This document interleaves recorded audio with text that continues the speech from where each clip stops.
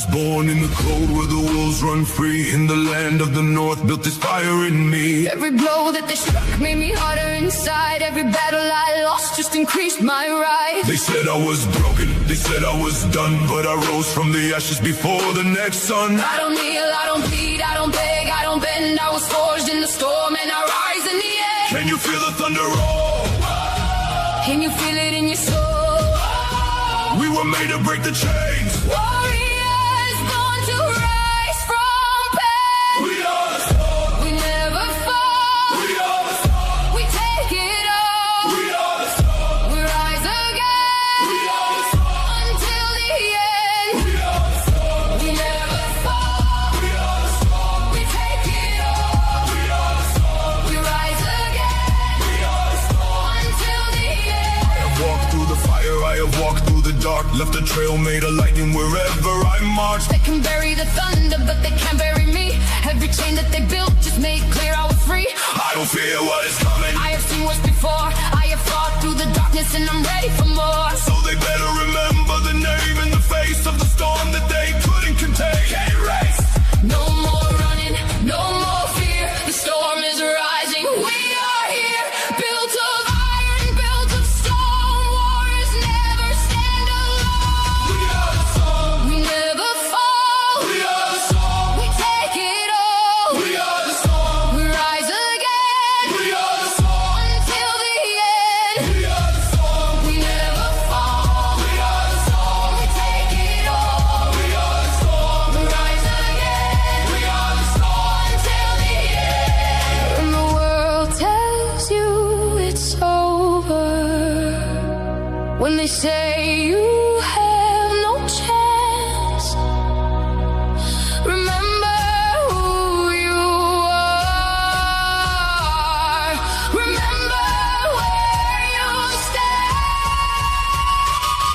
We don't stop, we don't fall, we don't break. We rise. We don't stop, we don't fall, we don't break. We rise. We don't stop, we don't fall, we don't break. We are the storm. Came from the dark, And I rose to the flame. I was built in the storm. And they remember my name. We are more than the pain. We are more than the fight. We're the storm and the thunder. We are the light. We are the storm. We never fall. We are the storm. We take it all. We are the storm. We rise again. We are the storm. Until the end. We are the storm. We never fall. We are the storm. We take it all. We are the storm. We rise again. We are the storm. Until the end. We are the storm. We are the storm. We are the storm. We are the storm. We are the storm. We are the storm. We rise.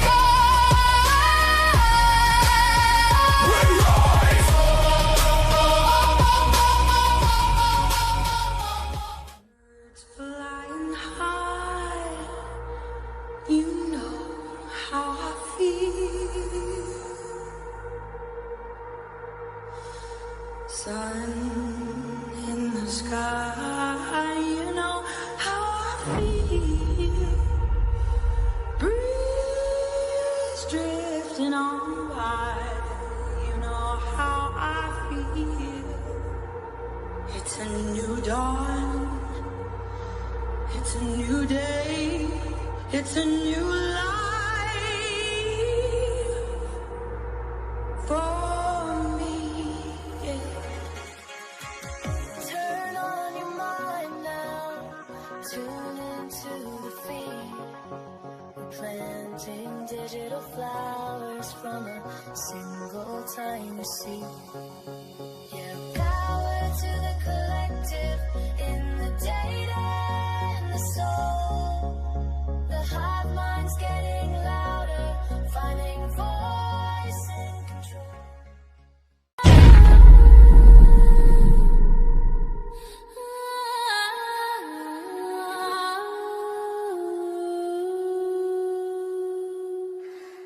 Late night in Moscow, when nothing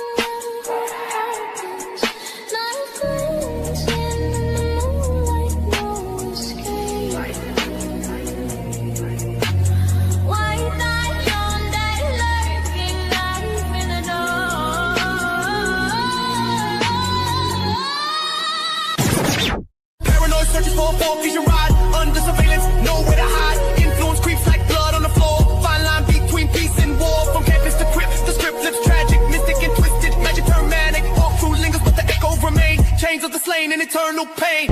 And here we go. Welcome to the freak show, the best in town.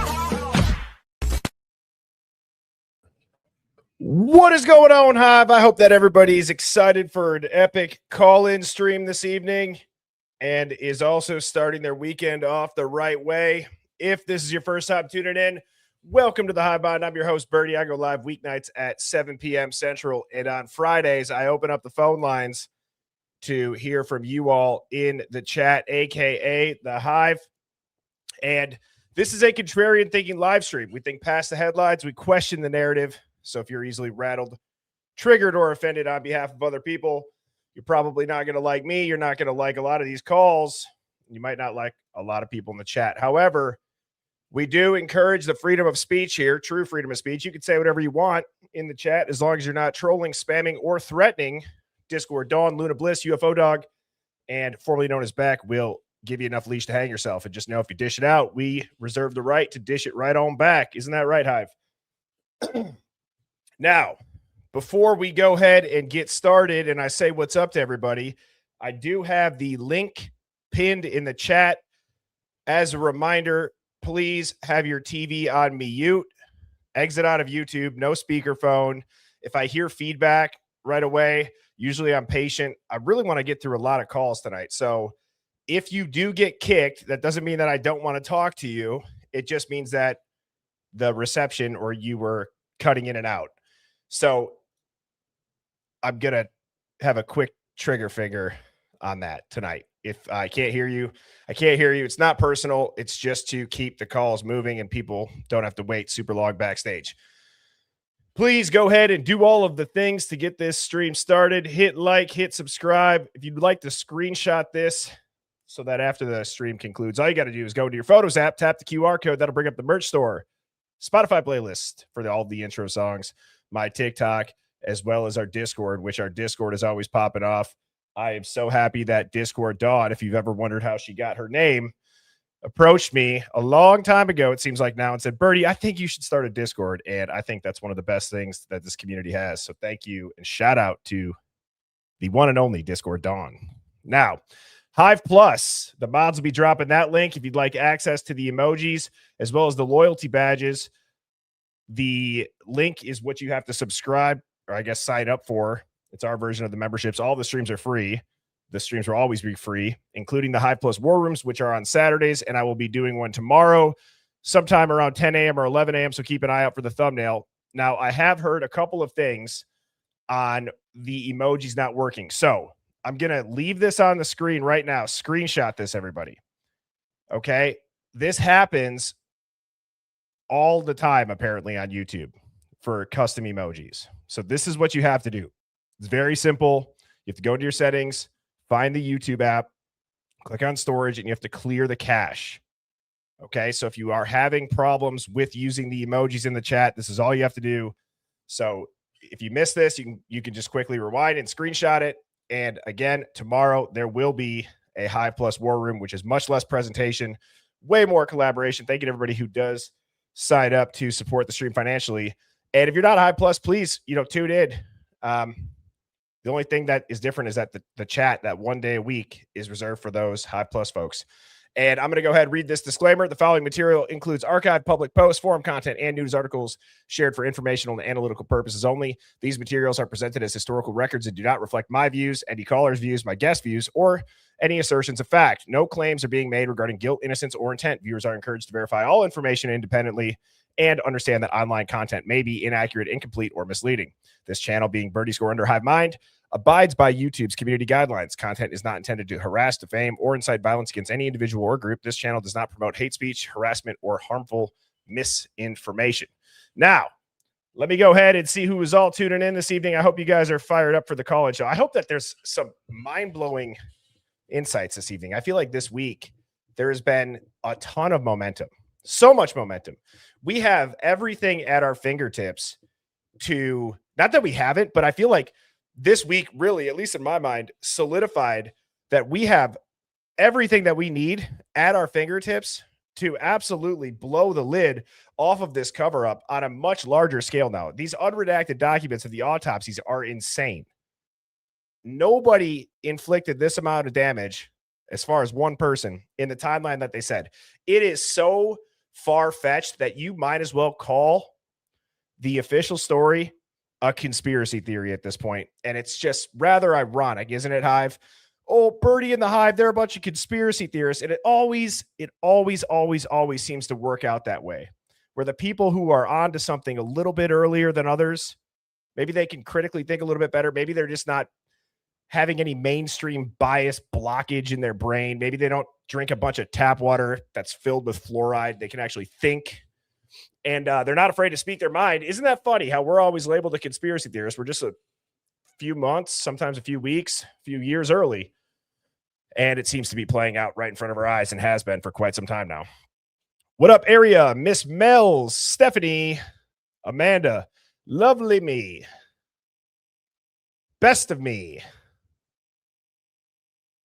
Sorry I'm late. I got coffee. Sorry, not sorry. Carol B. Sherry, Tammy, Jenny, LBE. All right, I'm done. UK Carrot, Philly Girl, Angel Heart, Luda Bliss, Redact My Student Loans, Original Miss Martin, Lil Bit, Lou Stone, WTF, Who Done It AP, Golden Chick, Too Sexy for You, NG, Gerlin AZ 75. What up, Johnny? How you doing? Krager, sorry, not sorry. Cindy Lee tuning in from the Hive down under in Australia. Nana Cal, Lou Stone, Tay Lou, Not As Dumb As You Look, Sammy Girl Brown, Casey Ranch, Meep and Bubbles, Meep, Savvy Rooster, MMW 1974, Philly CC, Unredactable RN Jen, Lucy, Bo Grady, B Mactastic, Crow and Rainbow, Misty Dewdrop, Brenna Lily. Oh, God, not another name that ends in Y. It's going to start again, Hive. UFO Dog says, Berdino and the Hizzy for Shizzy. Oh, I messed that up bad. It's Friday. I'm going to try that again. Berdino and the Hizzy for Shizzy and the Tizzy getting fizzy in the Clizzy. Not bad. Not bad. Amanda Alaska, Danielle Tuds, Ricky Martinez, Cody's mom said, I got some coffee. Beautiful disaster. Germilla said, I'm tired of this, Grandpa. That'd be funny if instead of me saying, what's up to everybody, you guys just typed vocal stims and I just start yelling into the mic right away. What up, Hoffy Master? Good to see you. Same with you, Sluther Snare. I see what you did there. Germilla said she's cracking open a cold one for this. Tammy C. Smith. And Holly NN88 said, got a quick question. Do you accept fan art? If so, where can we send it for the Hive? I do custom gem paintings and would love to send it to the Hive. You know what? Holly, send me an email, okay? So Mrs. Birdie and I, we did have a P.O. box, and then we thought we were moving. So we canceled that. And I have not got that P.O. box back set up and running. And so, Holly, Birdie's hivemind@gmail.com. If you could please send me that. First of all, thank you. That's awesome. And I can get that posted in the Discord. I don't know if I'm just going to be throwing the P.O. box all over YouTube, but if anybody would like to, you want it in the background or a shirt or anything like that, I will gladly rep it on stream.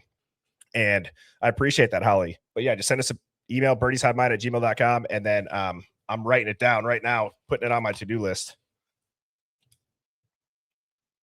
New P.O. box. Megan 72382. Thank you for the big super chat. Goat award for both you, Megan, and Holly to start the stream. And same with you, CGE quadruple 3. Did you see the post earlier this week from the Bulb Camp DM with a golf club at 250? You hear the names of Q and Jack. What in the actual living hell? What? No. CGE, is this a video that I have to stare at a kaleidoscope of colors? I hope it's not, because I cannot ever see anything in the kaleidoscope of colors. And if you have that link, can you please send it? Has anybody else seen it? I'm looking at the comments right now, and also it's CGE. I want to say CTE for some point. Go to Ward. Thank you so much for the super chat. I have not seen that at all. Taratha Perkins said high knees. Yeah, I was gonna not be on camera and just do some high knees to warm up for the stream into the camera frame. Nelson, thank you for the super chat. Said I'd still like to know what the quote unquote film crew was doing there and what was recorded. Yeah, I remember that was a Facebook post, and I think it was confiscated, but it was an early post that apparently a film class or a film crew had set up a tripod for some sort of a time lapse. I think, if I'm remembering right, it was like for a project. Now I could be not remembering that right, but I feel like it was, and I feel like it was right in the beginning.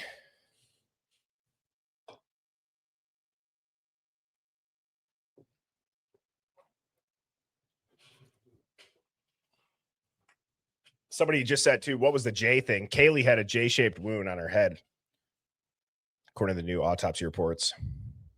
Also, somebody just said, what's the number? There is no number. All you got to do is tap that link that's pinned to the top of the chat, and that will take you backstage. As a reminder, you will not be on camera. Your face, you can have your camera shared. It doesn't matter, though, because nobody's going to see it because I have it hidden. And then again, yeah, please hold the phone up to your mouth and no speakerphone and no loud TVs tonight. If we go 100% tonight on no audio issues, next call-in show, mods, remind me, I will do a giveaway for the call-in show. And as always, on Saturdays, I do a merch giveaway as well. So that's been a lot of fun. And that giveaway tool is a lot of fun too, using that. Love giving back to you all. Let's see. Was there anything else that I had to show? No. Okay.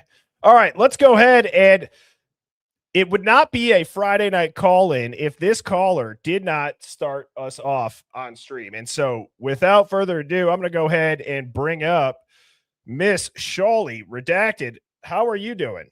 I'm good, buddy. How are you? Yeah, I'll tell you what, you and your husband are winning over the stream over in you're from the UK, right? Yeah.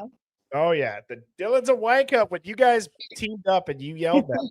Oh, that's an all-timer right there. How are you doing?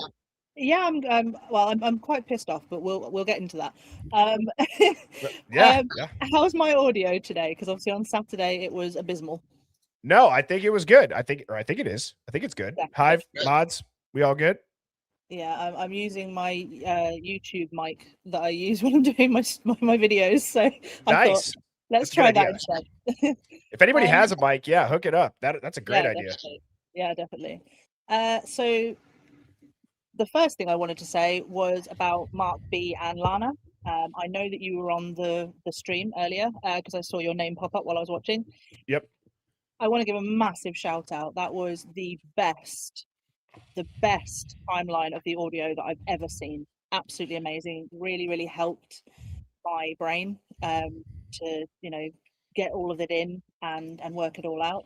And Lana doing the timeline based on the book was incredible. Did you know there was a second book? No, this is the first time I'm hearing this. Like, as far as from Broken Plea, second book? No. I found it. It's a Maddie Mogan book. What? Let me just 1 second. Let me just go on my Amazon. Should have had this ready down. Yeah, I should have. It's called Already Inside, Maddie Mogan's Last Message to the World. What the heck? Yeah. I found it earlier and I read the blurb and I thought, oh, that sounds quite good, actually. Oh, wow. Yeah. Here, I'll pull up a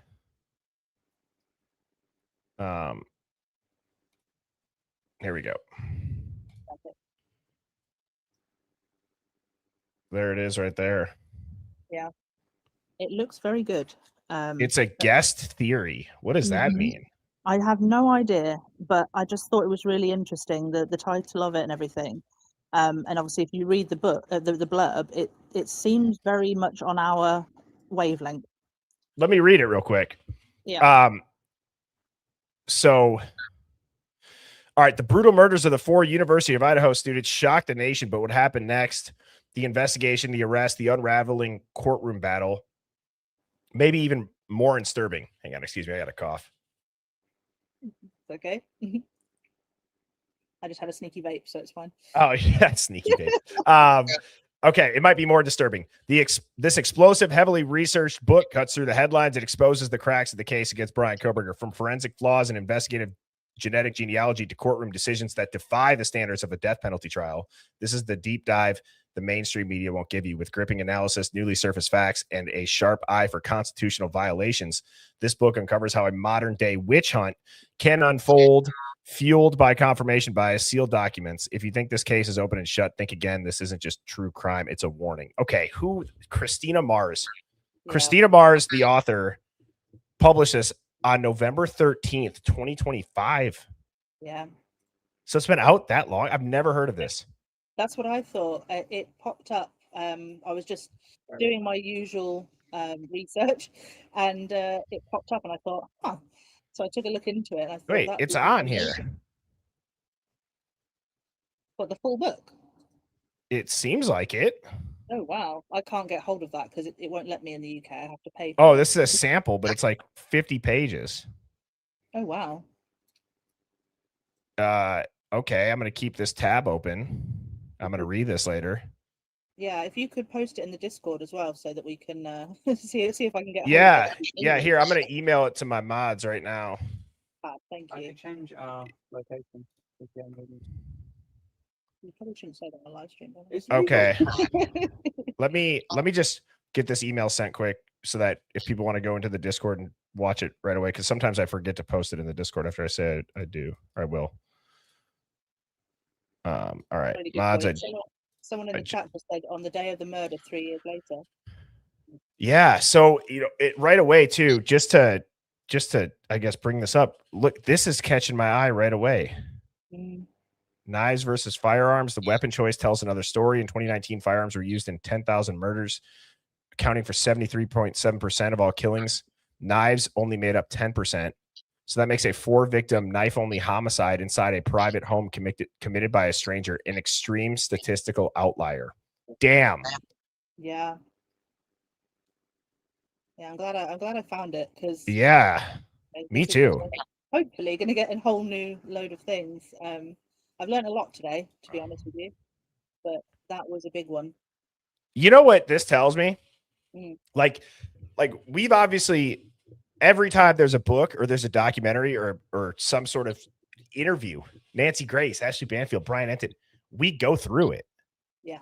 So the fact that we haven't heard about this is kind of getting me excited about, like, why wasn't this one promoted? No, exactly. And it makes you wonder as well, because obviously Whitcomb's book came out a lot, well, in my opinion, still Turvey's book, but there we are. Came out a lot later than this one. So yeah, interesting. Oh wow, what else you got for us? Anything? Yeah, so I learned that I don't know if you probably do know this, but I learned that Anne T lives in the same town as Steve and Kaylee's mum. I did not know that. And I thought that was quite interesting. You know, she or her firm represented Cara, and she lives in the same place as the Goncalveses. I watched the full Crime Talk interview with them at CrimeCon, and it was mentioned then, and they were talking about, you know, that they're very much in defense of her, which I thought was interesting. That is interesting. Yeah, again, smacks of malpractice to me, but there we are. That's my opinion, not reflected on the Hive. So I just wanted to go over quickly a couple of things that you mentioned during the week. So no, I don't think you're AI. AIs Ah! AIs don't need to go to the Photo dog box, the dog don't on the do roof. Yeah, you're right. I'm going to an AI bathroom too, apparently. Yeah, exactly. Of an AI Um, dog. The Banfield, Call down his intercallers, man. yeah. The Banfield runners, I don't believe that they'd have a reason to run if they were the killers because of everything that's been going on. Why would they have a reason to run? They could have just stayed there and had a party at this stage and no one would have batted an eyelid. True. Brian Koberger's guilt, I had doubt from the start, but I didn't give much attention to it until I looked into everything. And then I was like, no, there's no way. I'm so glad you brought up the blue tote from the 1112 camera. Yeah. Because I posted that in the Discord in March and it's been plaguing my brain since. So the fact that you brought that up made me very, very happy. Loach and Berry are still massively on my radar. And the reason I'm pissed off is because LE vow to serve and protect. They are doing neither in this case. And it's driving me up the wall. And I just want someone, they're obviously not every single one of them is going to be corrupt. I just want someone to grow a pair and, do what they vowed to do. I don't know if DM or BF watch this, but, obviously BF's very, very scared. I get that. But she's got to think about the families and think about her family. How would they feel if this was her? And just do the right thing for your friends, and DM, obviously, she's a wanker. But, That's again, amazing. you're proving how we all think about you right now by not coming forward and saying anything. If you want to prove us, quote unquote, conspiracy theorists wrong, come out publicly, talk about it, talk about why you seem so incredibly disreputable. Yeah. Why do you seem like such a liar? Come out and talk to us publicly if you want our narrative to change. If you don't, then stay silent. Well said. And I think, and thank you, Shawley, and shout out to you and your husband. I hope you guys have a fantastic weekend. You too. I'll speak to you tomorrow. Cheers. Thanks. Bye. Now, let me just say this too. One of the things that is, awesome about these call-ins, and I hope that tonight, right? I love that Shawley is always the first backstage. We know we're going to get a great call. It's going to set the tone. She brings up great points. Her husband's hilarious with the Dylan's a wanka. It embodies a lot of what the Hive is, right? We are here to speak our minds. And I want, and I hope that you all feel this way, but my goal with these call-in shows is whenever we're talking about something like this, that in a way it's putting these officials, it's putting these people involved on notice that the public is awake. We're paying attention. We're no longer just accepting this polished official story without any scrutiny. And we're not going to be told to shut up about it either. It's too far out there for anybody to say, stop talking about this. I mean, that's insanity. That's just a crazy way of thinking. If somebody's going to try to tell you in your comment section or anybody that you should stop talking about this, or, oh my God, just give it up. Just whatever, piss off. Like, all right, I won't talk to you about it then. You know what I mean?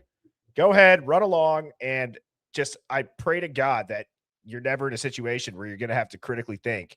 And if you are, I hope that there's a group of people that step up for you, since you have your head up your ass and you can't see that this case is the biggest red pill that we could possibly have when it comes to how narratives and headlines and quote unquote facts are established before it ever goes to trial and before anybody even knows anything.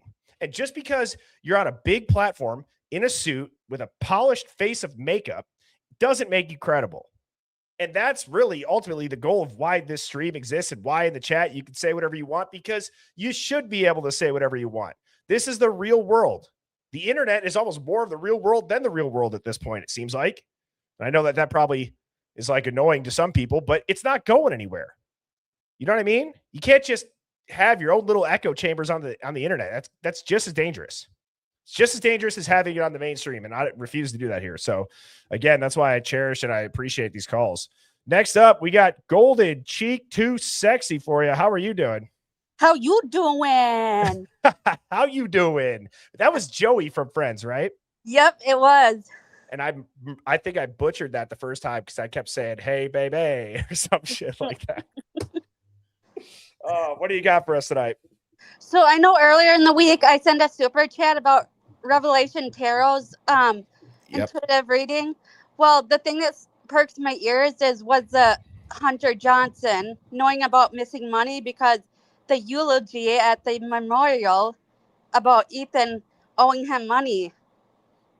Yes, that's right. And I think we watched that clip. And that was like, did he talk about golfing, or he talked about something where he's like, oh yeah, and he owed me money or whatever it is, or you knew you weren't going to get it back. And I think I made the comment about, I understand that maybe there's nerves, but there's also just like being aware enough to understand you're talking at someone's freaking eulogy with their family around. You don't do that. And that's kind of what kind of perks my ears. It's like, wait, that's very interesting.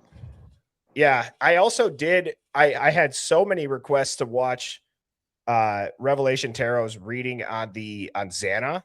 And so I watched that after the live a couple of nights ago. And that was a good video. It was about 30 minutes. If anybody wants to check it out, maybe a little bit longer. Sue's great. I got to get her back in here. That was fun talking with Sue. She's great. But anyways, sorry to interrupt. Go ahead. No. And then the other thing, I know you have suspected that Steve G is the Fed. I posted in Discord earlier a video on Brian Enton where he talks as if like he is a Fed, like talks about families. Did you post it in the Hive Mind Finds? Videos and photos, I believe. It was like 12 something at Central Time today.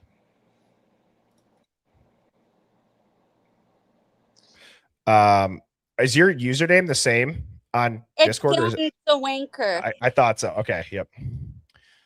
Okay. So I have the video here. Is it right at the beginning? It's 3:46 timestamp. Look at you. Look at you. Thank you. Unbelievable. All right. 3:46 timestamp. Love that. All right. Let's go ahead and give this a watch. I don't know, they came from a strip club or something, and then somebody followed them home. That's a targeted thing. That's what comes. I've had innocent people that were interviewed that were their neighbors, and they said, I'd be a lot more scared if it wasn't targeted. Yeah. Because I'm not doing anything to target me. And I'm like, well, if targeting's just going to bed with your friends. So maybe that was just a way to calm people down? I feel like it was strategic. Yeah. It was a strategic way to keep people from hitting the door, transferring out, and turning that place into a ghost town. You never think you're going to lose your little sister. Ever. You never think you're going to have to bury your daughter. Absolutely unbelievable. It's nothing compared to the pain that I feel. Yeah. Losing Kaylee. And I don't know. It's several things. It's her age. It's how it happened. So her life. Why it happened. Mm-hmm. Who did this to her? Just graduated. Who did this to her and her friends? The fact that she was with her best friend. I mean, since they were little girls. That family tonight is so heartbroken. I've been in touch with them. It's literally unimaginable to think about what they are going through. But thank you for watching. Go to News. So, okay. I think that I caught the part in the beginning where he's like, I've interviewed people. Okay, I'm going to go back to that because I didn't know if that was it for sure, and I didn't want to stop it. So I'll play that one more time. That was it. That was like that. I noticed that a few like 4 or 5 months ago, and I tried to post it in Discord, and I think it just got pushed up or something. But I noticed that a while ago. I was like, that's crazy. Yeah, I'm going to play that one more time. Listen to. So I'll actually go back a little bit. I'll go to like 3:30. Yeah. He said, I think it was kind of a weird word to choose. Yeah. Yeah. I mean, if it makes sense if there was some bad behavior that they did, let's say, I don't know, they came from a strip club or something, and then somebody followed them home. That's a targeted thing. That's what comes. I've had innocent people that were interviewed that were there. Okay. Very strange. I've had innocent people that's a targeted thing. That's what comes. I've had innocent people. He totally just caught himself there. You're right, Love and Other Habits. Wow. And Golden Cheek, that is a freaking great catch. I've not seen that. I know. I was like, I don't think we've ever caught that. And I just caught that a while ago. And I was just like, I've got to say something. Yeah, I've interviewed people. So let's just think through this just to make sure that we are crossing our T's and dotting our I's. How many situations and what careers would you ever be interviewing people that have been innocent in? Can anybody name something that's not a police officer or somebody in law enforcement? Like, how many other are there? I'm sure there's some weird ones out there, but isn't he in IT? Like, you know what I'm saying? Yeah. Oh, you I there? don't know Oh, what yeah. they're. I just don't know what other thing besides like a police. Yeah, I gotta watch that one more time. And Golden Cheek, do you have anything else? No. Okay. Well, thank you so much for the call. And you get the go-to word for A, the video, B, the timestamp. You rock, and I hope you have an awesome weekend. Thanks, you too. Cheers. Bye-bye. I'm gonna play that one more time, and then I got L backstage. We got some spots backstage. If you guys do want to call in, again, just tap that link and make sure you're only typing the name that you feel comfortable with. I guess me seeing, nobody else will see your face or name. We'll just hear your voice. Let me play this again here. Has anybody ever seen this?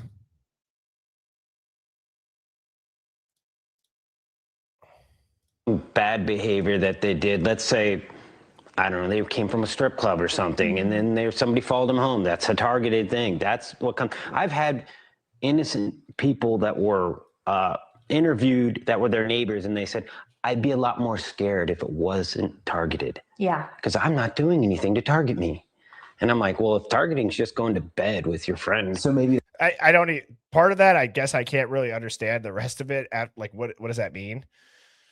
But that is strange. And I just threw a quick poll up here out of curiosity. 1 for yes, 2 for no. Do you think that Steve G is a Fed? Could be a Fed, maybe a Fed, working with the feds, some sort of federal involvement, law enforcement involvement.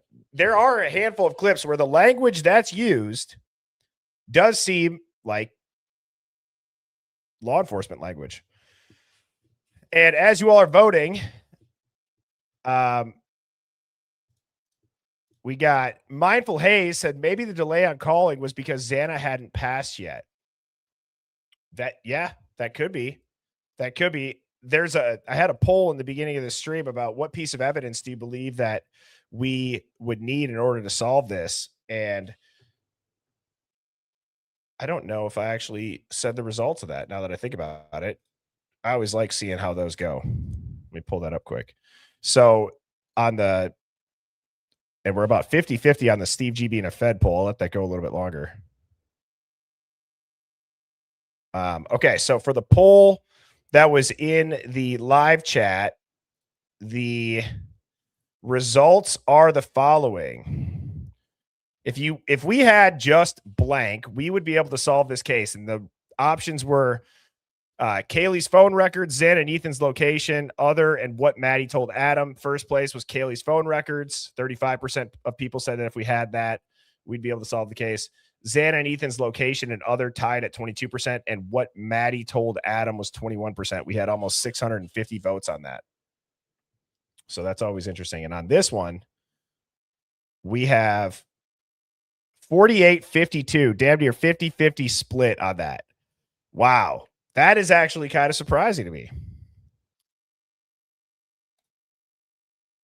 All right. Next up, we got L. Just L. How are you doing, L? I'm all right. Can you hear me? Yeah. Can you stand a little bit, or can you put the phone up to your mouth a little bit? Oh, sorry. I'm on the headphones. Okay, you're good. Am I good? You're good for me because I got headphones on, but just make sure from the chat standpoint, again, maybe just talk a little bit louder. You should be able to hear you. But what do you got for us? Well, I sent you an email earlier. I also sent you a TikTok. If you go to Outcast 5 o'clock to 5, sorry, I'm a little nervous right now. I listened to the audio from 5 o'clock to 5:05, just those 5 minutes, and wrote down everything I heard. And if you go like second by second, you can make out the words if you keep replaying it over and over again. And it's quite disturbing. And I went to the 2:30 to 2:35 Outcast YouTube and did the same thing to that, and that will tell you a lot. Okay, I think I message you back on TikTok today, right? Because I got the email pulled up. Yeah, you said okay, thanks, and then Yes. I was like, well, maybe he doesn't know because I sent it under a alias email. I got the video link here. Yes. Yeah. So okay, now just so everybody knows, this is the video that Elle is talking about right here. This is on Outcast channel. It's 1112 King Road, 5 to 5:05 a.m. and so if you set it at 6 speed. 6 speed. I think I can only go up to. No, go down. I'm sorry, 0.6. Oh, 0.6. Okay. Yeah. 0.6 speed. Okay. And then you have also, there's no. I sent you a transcript of what I heard. I see it here. There you go. So you sent me the transcript. I'm going to read that just so I don't show anybody else's emails on accident. But it's get your car. I'm going to spray it. Don't worry, I cleaned it. Try to get Logan out. Yeah. Okay. So here's what I'm going to do. I'm going to play this and we'll kind of go. Just go by second. Okay. All right. Here we go. Let me get this back up.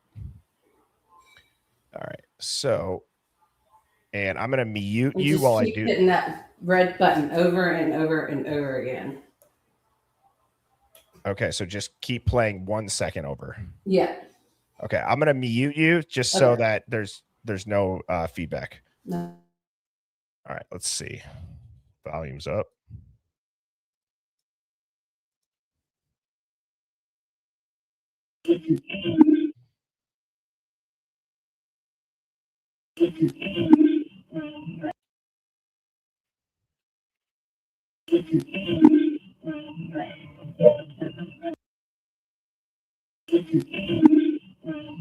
Okay.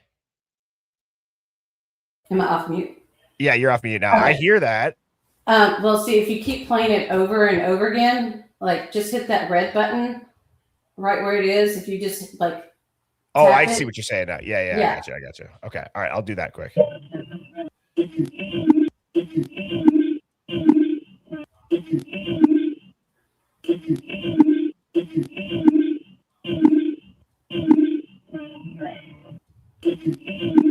It's definitely get your car, get your something. I hear get your variant. There's a chick that says, I'm going to spray it.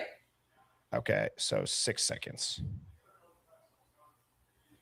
Before I play this, how did you think to listen to it on 0.6? Usually I feel like speeding it up. I just stumbled upon it. I've been like, this has just been so heavy on my mind. And I've been listening to it in the car with the TV up loud. And the other day I was like, what did somebody say? And I just kind of clicked back and I just kept clicking and clicking. And then I was like, oh my gosh, I can hear sentences. I can hear people's different voices. Like there's a Latino in the voices. There's a black man, there's a black woman, there's a female, and there's another female.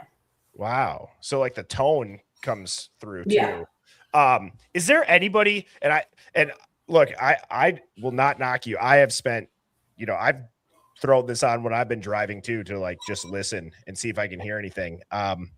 The question I was just going to ask though, is there anybody in here that would have an explanation outside of me just Googling this as to why slowing or speeding audio down could make things like more audible? And right, because I feel like what people want to say, Elle, and I've had this said to me is, well, it's slowed down, it's going to sound different. But okay, fine, it might sound different, but it sounds clearer. So it's how can you much clearer? Yeah, it's wild. I mean, like at 06, after you hear that guy at 06, you hear "I'm going to spray it" by female.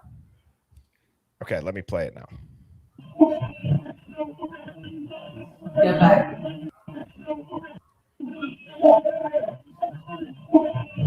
Oh, just yeah.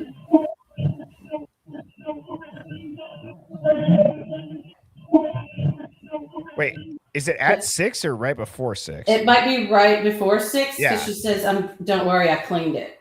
Okay.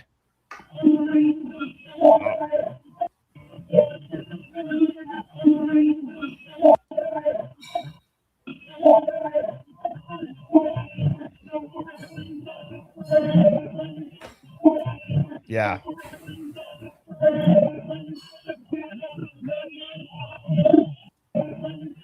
So if you go through every little bit of those, I guess, voice pitches, every time it changes, if you replay it over and over again, you can make out a lot of what they're saying. Okay. And also too, holy hell, I'm scrolling down on this. I did not know that this email had geez, so you said this 10 hours ago. Yeah, I have not read that whole transcript. You went through the whole damn 5 minutes. Wow. I mean, it took a while. I mean, today I did the 2 to 2. I think I have it on my phone. The 2:30 to the 2:35. No, that's the one I started last. Sorry. I started the 2:30 to 2:35. Yeah, today. And it took me, I think, 4 hours to go through 5 minutes. I was working, so I was not busy today. Well, I'm gonna listen to this at 0.6, and I'm gonna listen to it on my own, and then I'm gonna listen to it again at 0.6 and read along with your transcript because I'd like to, sometimes you know how it is before you read something you might hear something different. So I'm gonna be curious how many line up, you know, is But that's go ahead. I would love to know your opinion about the 2:30 to the 2:35 because that's definitely be very cautious because there's a lot of things that they say didn't happen that are being said in the video. Give us a little insight to that. Oh God, it's just so like one. I guess one says drop your panties. Oh wow. Okay. So essay type stuff. Yeah, and there was 2 times that was. I heard it at different times. Yeah. There was a female that said it towards the end about pulling it to the side. Oh, geez. Yeah, this is not for the weak. Okay. I was very disturbed after I heard the 2:30 to 2:35, but I just needed to get it out to you and out to anybody because this is just it's bigger than we even thought. Well, let me ask you this, and then I will put you backstage. What are your thoughts on things? So, for example, the stuff that they said didn't happen. Like they said they were not bound and gagged. There was not a love triangle. There was, no essay, right? Like there's certain things. Like Sammy T Mafia said it last night really well, and she had said, why are some of the why do they make it a point to say there's no drugs involved? Like there's certain hot buttons. There's definitely it's $100,000. You hear 100K say in the video. There's sorry, what was the other?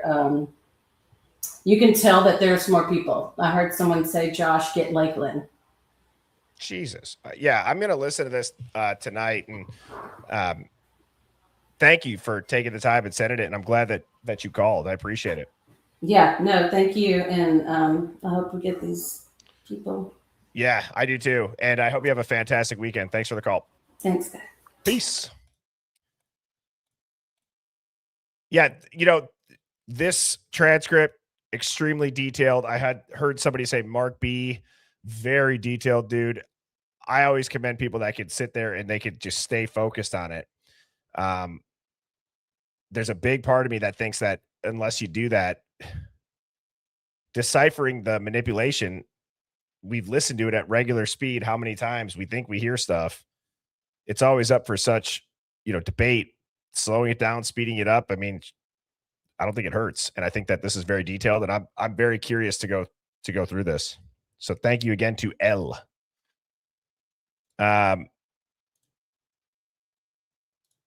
I agree, Casey Ranch. We're off to a great start. Georgie Michael said everything that SC said, quote, didn't happen is exactly what did happen, in my opinion. Yep.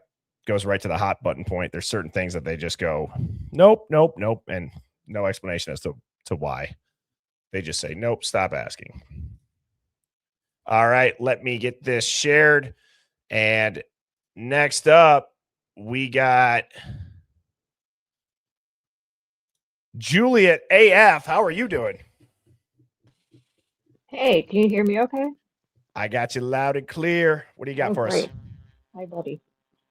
So I have a bunch of stuff, but I'm not going to get into all of it because I don't want to take up too much time, but I have a couple.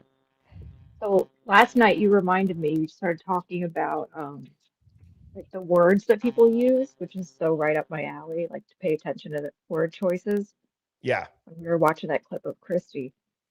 So something that I noticed that I don't think anyone else pointed out is that Hunter, when the police arrive, he says, when he starts to explain what happened, he says, they called us this morning and told us to come over or whatever. You hear this So, on the body cam? yeah. So, Oh, yeah. I knew that, though. They called us. Wasn't he talking to the girls that said they called us to come over? yeah, but he says this morning, which Oh, I those see. words would not be used in that situation because it all just supposedly just happened. So if you're a Hunter, they call Emily or whoever, they're like, oh, come over. We don't know what's happening. They're not answering. They go over. It takes like 2 minutes to walk there. He supposedly goes in, sees everything, says, get out, call the cops. Cops come a few minutes later, and then he says to the cops, they called us this morning. You're so right. You're so right. Because as I He say, would have the either words said matter. they just called us, Yep. or he would have said they called us to come over.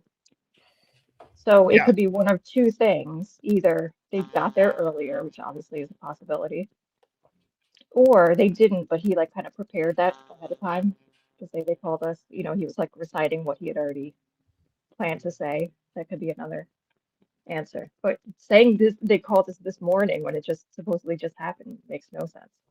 It doesn't make any sense. And I believe that most people, and first of all, great catch on that because, yeah, that you summed it up wonderfully. That is exactly why you need to pay attention to the words, right? Yeah, Because it's it's such a a little 2-minute thing, but walk. when you think about it, you're like, no, that doesn't work. Yeah. And so I think most people could wrap their head around the argument that, okay, maybe some details, you get a couple wires crossed, right? Like, oh, I went to my car, then I walked over, or I walked over and you know what I mean? Like there's like such little things. Yeah, you could mess up stuff easily. But not the way that it sounds in all these interviews as far as when these kids knew what was happening. I mean, even if they were told what to say and when to say it happened, I mean, you can hear that they're some of them, they slip and they don't Yeah, keep the same yeah, story. for sure. So another real quick one, and then I'll get off is No, you're good. There's an old interview with Steve where he, to be fair, he misspeaks a lot. Like we can all admit that, I feel like, as many of us do. He says, he flips his words around. He says a lot of things that are just like, what? So keeping that in mind. But there is an interview on Fox News from a while ago. It's called Father of Idaho Murder Victim Speaks Out on Investigation. Okay, so it's on YouTube? Yeah. All right, and it's father of, let me just wait till YouTube loads here. Okay, so father of Idaho victim speaks out on investigation. Yeah, it should be Fox News. Okay. And then if you go to 305, look at the timestamps tonight, Hive. Yes. Thank you. It's awesome. Okay, I got it right here. 305. okay, 1 second. He says the fact that we're finding out that it's more than just my daughter and these children that have suffered. Whoa. Yeah. Oh, okay, I'll play that. Hang on. Let me get this full screen here. 305. Okay, here's 255. I'll start that. Oops, and I have it muted. I don't want to talk bad about them because these are some hardworking individuals, and I'm doomed without them. We're all doomed without them. This defund police is just a terrible idea. The fact that we're finding out that there's more than just my daughter and these children that have suffered, it's terrible to think that we can defund these guys. It's an absolute atrocity. That's not something that is it's political. It's not political. This is just facts, guys. We can't. Okay. What? Yeah. So okay. Now I just even hear that one time. Now I understand there could be other context in this interview, but listening to that statement standing alone, that lends maybe a little bit of credibility to a bigger investigation. Yeah. What does he mean that I'm doomed without them? That He's talking too. about the police. He's talking about the police saying he doesn't want to bash them because he's in a position where he needs them Oh, right now. All that makes sense, I think. yeah. But yeah, the fact that we're finding out that it's more than just my daughter and these children that have suffered. You What know a what would weird be thing to say. you know what'd be so interesting to do, Juliet, is to compile. This would take some time but to compile a compilation of small clips of little things like that, not misspeaks. Like, I agree with Right. you on that, but one of the most popular ones that I've played from Christy is about Kaylee getting shot, right? And if you could just have a compilation of that, of those type of things, from Steve saying, someone step up, someone be alpha, right? I'm talking more granular than that, like things like this, like where he says Kaylee, she was looking into the human trafficking stuff, and there's And just have it bizarre all together. things. I will say real quick though about Christy saying that she heard from another kid that Kaylee was shot. I actually don't find that weird because that's what happens these days and what you hear about in the news. And then you have these kids, they're doing like drills all the time in their schools and their classrooms for active shooters. And that's the big thing that's on their mind. So if a college age kid heard, something bad happened, people were killed, I wouldn't be surprised if they assumed that a party got shot up or whatever. Right. Well, I agree. And I think too, though, it was her niece. And that's kind of what I thought. I'm like, wow, I feel like if your niece is calling, that could be that. I see your point for sure, Yeah. though. Like I would think the same thing, right? Like, if I unfortunately hear that someone died, I would, like, there is maybe a brief thought of like, you kind of maybe think how kind of just Yeah. off of instinct. And I could see, if you heard that someone died and there was a party, you would think the shooting. Yeah, they're almost like primed for it because it's just it's so drilled into them. Yes. Students. These days. Wow. Well, fantastic call, Juliet. Thank you so much. And Thank you for having me. yeah, I hope you have a fantastic night and a great weekend. All right. Good night, everyone. Cheers. The Hive's on a roll. We're stringing them. We are stringing them together. Next up, we got, the device is not connected. You don't know me. I saw some wild super chats come in there from Hoffy Master. Jesus.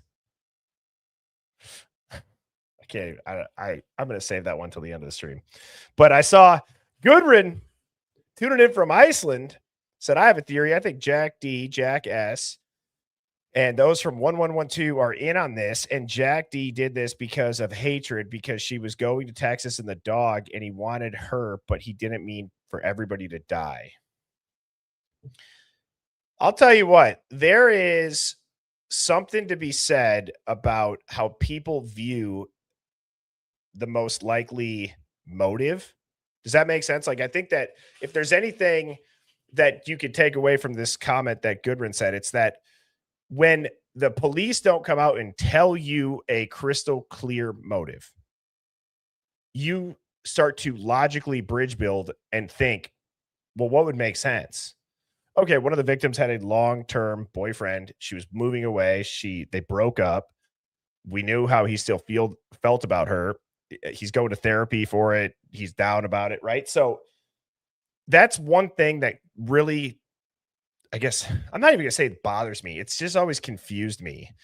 So if people are going to say, why are you guys talking about this? Why would you ever say that? I would say, well, if the public officials and the tools and the systems in place, being the news, that the public relies on for their information, doesn't give us that information, well, then human instinct and innate behavior takes over. And guess what you do? You think, and then you talk about it. And when you don't have an answer, you try to find the most logical one. And so to everybody that says, why on earth would you all say that? I would say, if it's not that, then what is it? And if they just repeat what the news says, and what the news says, similar to the PCA, you could wipe your behind with it at this point. It's so inaccurate. Then it's like, we're both saying the same thing here. We're both saying things that aren't true. So I could clap right back at you, but no, you can't go at the almighty mainstream media. Nope, you can't do that. It's crazy. You don't know me, just so you know. I'm kicking you because it said device not connected. So just try to rejoin. And I do see that we have Chantel. You are now live. How are you doing? Good. How are you? You're loud and clear, and I'm doing great. Oh, am I too loud? A little bit, maybe back up slightly. Now Is that better? So much. Okay. So I've just been thinking about Dylan. I've always thought that she was guilty. And then when I heard the other day when the lady that does Sue, I think that does the readings. Yep. And she said that there was hair that she got her hair pulled, and then that there was blood on her bed, and I had forgotten that. And then they found her jacket that had blood on it.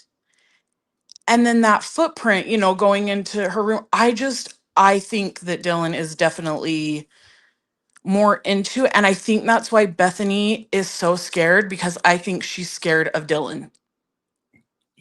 As you just laid that out, it looks to be, blood on the bed, the footprint, the jacket. And as Amber Vance said, they doused that with their Blue Star, whatever the hell they used, because if you use too much, you can't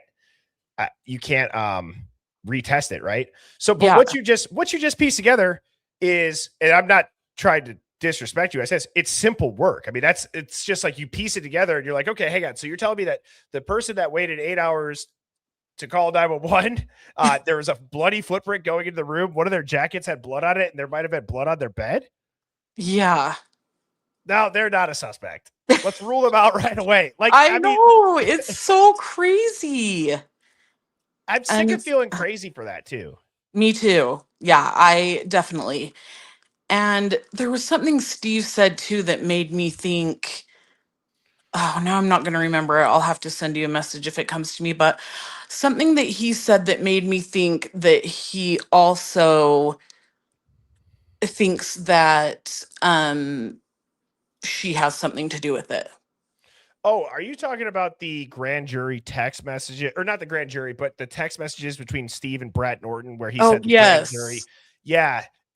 It said something like, and the grand jury, they all thought she was, I don't know if he said the word lying, but essentially she created way more questions than answers. Yes. Did you read that transcript yet? Have you read it? No. I understand that text from Steve completely. I feel like that's a very authentic text, because if I would have read that, I probably would have had more choice words. I would have been like, what? Oh, yeah, totally. Yes. Oh, and also I was going to tell you, I don't know if it is the Quinn Kelly, because I have no clue who he is, but I just got a request on Instagram to be followed by someone named Quinn Kelly. I know no one with that name. Just thought that was really weird. Wait, followed you? Yeah, he wants to follow me on Instagram. Someone named Quinn Kelly. I have no idea anyone named that. It might be Dylan Mort 2.0 from the Hive, just making everybody's names. Maybe. I'll get on the Discord. I haven't joined it. I don't have it, but come on, I'll get on Chantel. and send it. I know I need to. Well, I want to know too, before you go here. So I'm always curious with people like with Dylan, for example, and I loved how Amber worded this. Amber said, I defended the girls in a way and I wanted it, to not be them. And then she's like, I realized I was jumping through hoops to defend them. Mm-hmm. Did you ever have a moment like that, or where were you at? Oh, yes. Because At the very beginning, I thought they got Brian. I was so excited. I was just so happy. And I thought those poor girls. And now I'm like, ew, I hate her. So, yes, I Yeah. definitely feel like there was too many things that like she said, jumping through hoops to try to defend them, that it got to the point where it was like, no, mm-mm. Yeah, and I think a lot of people, like Gramilla just said, appreciated that. Amber is so well spoken. I mean, that was, in my Yes, she opinion, is. obviously, I love having all guests on. I saw a lot of positive feedback on that, how it was just a very like relaxed, open conversation. And I was Yes. texting with Amber after that, and she really enjoyed it too. And just, the chat. And it just feels like the right way to talk about topics like this is, if you're going to Yeah. talk about it, you have to keep it open. Say whatever you know what I mean? Yes. Like, Yes. And I love everyone. I am a lover. Like I said, I have my second chance of life being here. I should not be alive. And I just think life is too short. So I'm just like, no. So I would give the benefit of the doubt before I would just shut someone down. But I can't give it to him anymore. Yeah, I think that's well said. And again, I'm glad you're here, Chantel. Thank you so much for the Thank you. call. And I hope you have a fantastic night. Thanks, you too. Bye. Cheers. The Hive is on a roll tonight. Man, we have some incredible people in here. And I now have Ellen, who I'm going to go ahead and bring up next. And Ellen, how are you doing?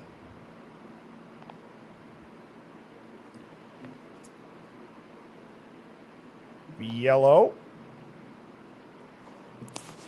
Bueller. All righty. So, Ellen, if you are listening, we did not hear you. And next up, I've got Thoughts loading backstage. So I'm going to go ahead and bring up Thoughts loading. And Ellen, if you're listening, just join again. There was something a little bit off with the audio for whatever reason. Some people, I don't know if it's a setting on their phone. Make sure you tap like enable if it pops on up. And Thoughts loading just bounced, but Ellen's back. Okay. Hello. Oh, hey, Birdie. How are ya? I'm doing great. You popped out, then you popped right back up, and now we got you loud and clear. Oh, good. One thing I wanted to mention about the autopsies, I'd never heard of someone ever being stabbed in the head so much. Now that you say that too, like you hear it and you just think violence, but you're right. Like it's a skull and it's Right? What are your thoughts on that? I don't know what to make of it. I think it's very odd that, yeah, I mean, even if you were going to try to kill somebody, we wouldn't stab them in the head. That's such a good point, right? It must be, yeah, because the head, like I could see the neck area. Obviously, in the face, it's gonna anywhere you get stabbed is going to debilitate you, right? Sure. But yeah, like that seems like a post-fatal, like somebody's probably down by the time you're doing that, and you're just taking out rage. Is how I would picture it. Yeah, As gruesome yeah, as that is. that's a good conclusion to come to for sure. Okay. Because they all had injuries like that. They all had injuries like that. What did you think of? So I don't know if this could just be, the based on like the intensity or the quickness or the violence of the crime, but that whole J-shaped cut on Kaylee, like I said, even if it is just random, I mean, what are the odds of like the universe lining that up that way with how many Jacks there are? And then Kaylee's got a J-shaped cut. I mean, well, I didn't even hear about the J-shaped cut. What that was on? Where was that? I think it was on her forehead. Oh, God. Right. It was the side of her head. I think it was like right on the temple area for maybe not directly here, but it's somewhere. And Amber had said that to us on Wednesday. And I go, hey, God, what? Like it was a J shape. And I think really it wasn't even me necessarily accusing somebody of just saying that. I just couldn't believe that in addition to all the other crazy coincidences, all the names that start with J, all the Jacks, all of everything else. Well, that's the thing. Like with Jack, it's easy to cut. Like, of course, like he'd be your prime suspect, and it makes sense too about Murphy because any other killer like that, why wouldn't they eliminate the dog? But just like why wouldn't they eliminate a witness, right? For Dylan. You're so right. Do you Do you have a monkey in the background? I have a bird. Oh, I wish it was a little monkey. Yeah, That'd be no. hilarious. That would be funny. There's She's this. funny. She's a funny bird. And yes, she's making herself known. So, Can hi, the bird talk? Esmeralda. She says a couple things. She says, hi, cutie. She says, come Does she here. say? Can she say hi, Hive or hi birdie? That would make my night. I'll tell you that much right now. That'd be cool. Well, she doesn't have a big vocabulary, but can you say hi, cutie? Hi, cutie. No. It kind of sounded like a little cat meow. Yeah, I know. It did sound like she meowed. I thought the same thing. Yeah. I already know there's going to be some Super Trooper comments that come in now because I said, the meow. Have you ever seen Super Troopers? No. It's a movie that if you really have nothing else to do, just turn it on. You'll be like, this is exactly the type of movie that I could see Birdie enjoying. You might like Super it. Troopers? Yeah, it just okay. I'll leave it at that. It's write funny. it down. Okay. And okay. Yeah. So the Jack stuff, and I mean it makes sense, but it also doesn't make sense. So just like everything else, right? Right. It doesn't make sense. Thoughts on, I guess this new stuff coming out. Do you feel like it lends any it's interesting because it seems like the more that comes out, in my opinion, while yes, it lends insight into what they told us didn't happen, but I don't know how they're doing it. They're releasing all this stuff and you still can't piece it together. It's impressive. Like, I mean, I hope, like you said, like we're not like, are we just falling in this trap? But why? I mean, not that anything makes sense as to why they try to brainwash us and draw narratives that we're forced to deal with. But yeah, this is like the Jussie Smollett thing, where you first hear it and you're like, wow, that's crazy. Like, oh my gosh. And then you're like, wait, what? And we've been like that since the beginning, that just knowing this is bullshit. Everything that they've told us doesn't make any sense. The timeline certainly will never fit in any situation they try to give us. I totally agree with you. And are you active on other like social media platforms like Facebook, TikTok, anything like that? Sure. Have you seen any change from people that used to be hardcore guilters, like more than normal? I wish I could. Like, I stopped watching Annie Elise and Stephanie Harlow because I just figured if they can't see what's going on here, then they don't know what the hell they're talking about.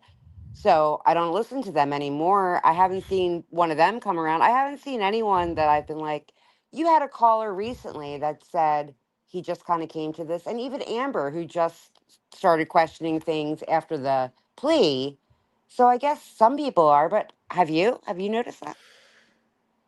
I would say Amber is probably the biggest, like, quote unquote creator as far as on TikTok that has come around and really, like I said, that video of her where she was like, I just finished the documents. Like, to me, I gained a lot of respect for Amber. Like, I really started watching her content and followed her after that because I'm like, oh, now I'm curious. Like, somebody who, she does very, very thorough work. Right. And I was excited because I'm like, those are the most effective people to wake up. And if I know that there's a ton of people in here specifically for this case that have been on the fence and then maybe now they're starting to tune in and they're waking up to it. But imagine going into, like a hornet's nest of people that. Oh, she did a fantastic job. From the beginning, it was great to listen to her just with the freshest perspective, just taking it all in now. And the way that she presents everything was, I mean, I thought it was wonderful. Yeah, she's great. I was so happy to see her on your show. Yeah, she is great. She needs to, her voice is so calming too. Like, she needs to have like an Audible book reading company or something that she should start. Cause I feel like the way that she speaks is just very, it's easy to follow too. Very exactly. soothing. Yeah, she's very well spoken in a way that, So hearing her from the beginning kind of unwind everything to me was a breath of fresh air. But what about those other ones that are, have you seen any of them come around? I mean, it's No. just the families. Like, what do you mean you can't question this? The Christie's response to testing that, I mean, it doesn't make any sense. No, there was I think I have something pulled up today, which also too, speaking of weird stuff, I was when I was going through old clips and stuff, I found this. I'm going to show you guys this. Okay, so this is clearly right after. This is the clearest photo that I could get, and this is the raw photo. Clearly, this is right after the murder. Okay, I want you all to look at this house that, they've blacked out from Google Maps during this time. Do you all notice anything right next to that mailbox? A certain shape that's a little bit darker that seems to sit right at the height of a certain camera doorbell that would be recording things on Walenta. I mean, Brian Enton's there on scene. I don't know about you all. I know it's blurry. I mean, type a 1 in the chat. I haven't done the ones. Usually I do the poll. I don't want to type out a poll right now. Do you see that this could possibly be a Ring camera here? Because I totally do. That Absolutely. house does. There had to be other cameras. I mean, there's no way, right? I mean, you can't go for a walk without the whole neighborhood catching you on their cameras. Yeah, and what's interesting about that too is if you go on Google Maps and you look up that house after the murders where you can see it, and somebody asked me to redact Brian Enton for them, so here you go. Yeah. Another one. What he calls himself a reporter? Like, inquiring minds, people. I agree. Do you have anything else for us, Ellen? No, it's been a great time talking to you, though. I appreciate it. Thank you. You have a fantastic rest of your evening and weekend. Thank you so much. You too. Bye. Bye-bye. Who said redact him? They get to go to word. I didn't see whose name that was. But oh, you guys crack me up. Somebody said much better. All right, we got thoughts loading in Shuck Face. How are you doing? Hey, Birdie, how are you doing? Was it a little bit weird that I sang your name a couple of times randomly? I don't know why now it's committed memory, but no, man, it's all right. It doesn't bother me. It's funny. I love it. What do you got for us tonight? With all the new stuff coming out with the Dylan interviews, it's really throwing me off that they never investigated her more. Like, they could have asked her follow-up questions. She had a lot of sketchy things. The lucid dreaming and the high knees, like all of that is just so funny. You don't know if it was a dream or not. You say you guys were sleeping, but there's evidence that you weren't sleeping. All the journal entries of like, I'm going to be liked and I'm going to have friends. It's just really weird. I'm not saying that she did it by herself because I think that's impossible. I think she would have had help, but I do think she definitely played a big part of it. Rather it was setting it up or covering it up. I don't, she's really sketchy. There's a lot of things. One part of her interview, it sounded like a damn movie script, which is wild that they just let her carry on. I get why they let her carry on, but they never did follow-up questions. Like, they didn't get concerned by that. And then her witness statement, it was all about her. You took my friends from me. They were mine. That's creepy as hell. It is creepy as hell. And I think too, I'm so glad that you brought up the point about the evidence that they weren't asleep, because out of all of the comments on the live from Amber, those were some of the top liked comments that start to populate towards the top of the video. And there was like three comments that were like, she didn't sleep. So how is she dreaming? And so that's what, do you think that gives any credibility to some sort of induced psychosis? I think what is that? I think after the first interview, and then they wanted to do another interview, they came to her house and interviewed. I think it freaked her out a little bit. And then I think she just started saying shit. And it was just like word vomit. She couldn't stop. Like it really did get really comical. It was like a fucking circus. her speaking. I don't know. I don't see how they see her as a credible witness whatsoever. I don't know how the grand jury even believed half of the answers she gave. It's wild to me. Well, do you think that first of all, I agree. It did get, and it sounds weird to say comical, but at the end of the day, it's not necessarily that we're laughing at Dylan. It's that we're laughing. It's comical at how terrible either that grand jury investigate, whatever the ruling was, what they investigated after that, how they believed her. And I had said a couple of nights ago, I said, I wonder if they had to have like a war room crisis meeting where they said, we're going to play this back and we have to corral this, whatever this is in, and we have to get a single story out to everybody. Yeah. I mean, like with some of her answers that were wild, like, 1 minute I seen a girl in all black, and the next it was a guy in all black, and they're doing high knees, but then they're walking, and they simply respond with, "Mm-hmm, okay, yeah." Like what? What do you mean? How is there not a, I just don't see how they didn't question her more of like, what do you mean by that? What are these lucid dreams? What do you mean you were sleeping? We know you were awake. There was none of that. They never challenged a single thing they said. And it's so frustrating.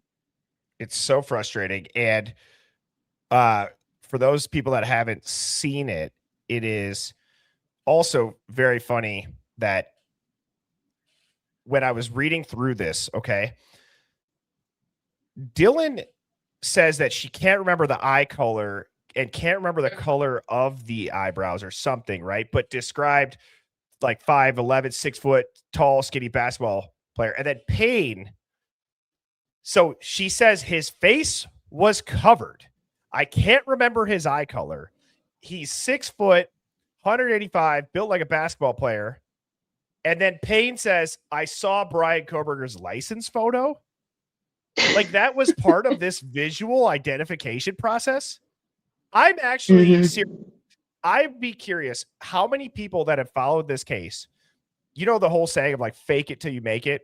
I'm serious. If you went into a jury trial and nobody knew you weren't a lawyer, but you've just looked into this case and you could just talk how you normally would, no training. I'd be so curious how many people out of the 1,600 in here, if they tried that almost, do you think we'd have over a 50% success rate of reasonable doubt in a jury trial for people that could just go in there and talk about the oddities and cause reasonable doubt? I feel like it might be close to 50-50 success rate.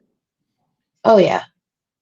I don't see how there's still so many people that are on the fence. That's what blows my mind. I don't even remember the video I was watching, but it was like, he's guilty and all these things. And the comments are like, just stop talking about it. Let him die. Like, let all this stuff that it's like, are you guys even reading the documents that are coming out? This is now two parts. So I've said in the past, and I will own this. I've said in the past that this is so much bigger than this case, right? Which I believe that it is. As of the last couple of months, not even a couple months, but initially it was just the narrative side. Now, if you don't get a little bit pissed off when you read this, that people aren't getting justice, right? So even like for myself, it was the narrative, the news, the lying, the bad police work, how they're covering it up. That was what got me into this. Now it's like, dude, I'm pissed off for everybody that has ever had a case that didn't get investigated properly, that never had at their fingertips the world wanting answers. Like there's so many cold cases that probably could be solved if we just knew about them in here. Agree. You know what I'm saying? Yeah. What do you think? I don't want to take up too much of your time. I know there's probably people waiting, but I appreciate you going through that with me. Absolutely. Bye, and guys. I hope you have a fantastic evening. Thank you. All righty.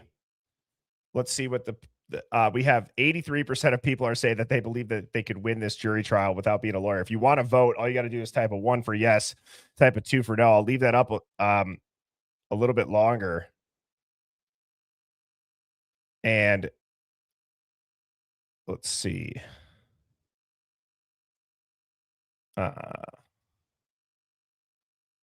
So LHawk22 said, where can we read the documents that are coming out? I do know that we have them in our Discord.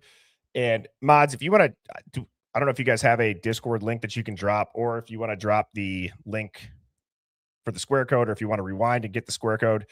I would highly recommend everybody in here join our Discord. If you want to, if you're somebody that always maybe has trouble finding the documents or finding stuff that we show on stream, the Discord has so much stuff in it that just probably already what's been posted there, you could do a stream on this case for like 5 years.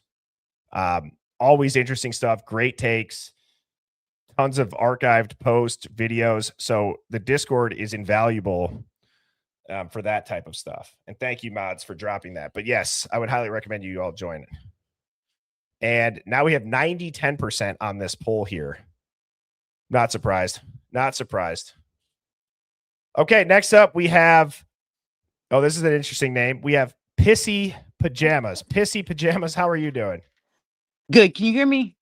We got you loud and clear. How'd you come up with that username? It was my Xbox name. We got in a fight on. We was fighting on Xbox with some girl. I had to piss. And I'm like, well, go piss, Pissy Pajamas, and it just stuck. But I have so much I have been trying to get a hold to everybody about. I have cleared the audio. I know y'all are that audio has been beat to hell and back, but I have cleared it up really like you could hear the name Allie. Ethan was with Allie between the 1 o'clock hour on the Linda Lane. It was Ethan's name. There was a Jose that was said on there, or Josie. I'm not sure. People say Josie, but it's a Jose, and then there's Adam, clear as day, and then you can hear, like when he's saying "get right, get right, get right," cuz you can hear Ethan. If you listen out into the background, you can hear him saying, "I didn't do it, man. I didn't have anything to do with it." And then on one of them, I have Ethan telling Xana he loved her, and then he says, "I love you, Xana. I love you." And then Xana says back real low, "I love you too." And then somebody was there laughing about it, like, "Oh my God," like he was repulsed by it.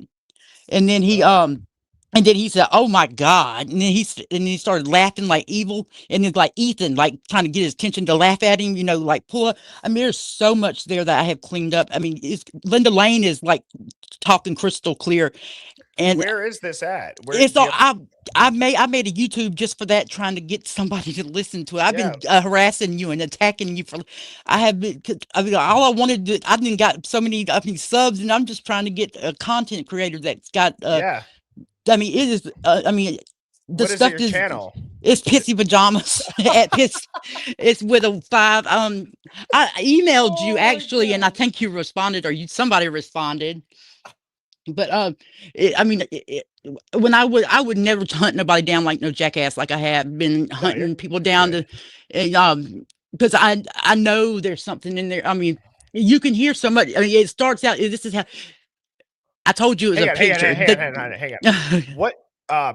Okay, so I'm searching Pissy Pajamas Idaho 4. Is there a specific, like, how do you spell it so I can pull it up? It's 2 5s instead of the S's? The S's, yeah, it's 2 5s. And then just pajamas spelled normal? Mm-hmm. Okay. Oh, is it money signs or 5s? No, it's is it?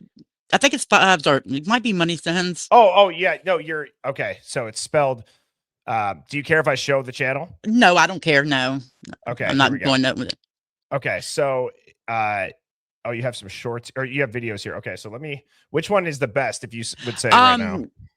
Probably that, maybe the second to the last. I mean, if you want dirt, it's you have to go with the I have one that where they're talking about the picture.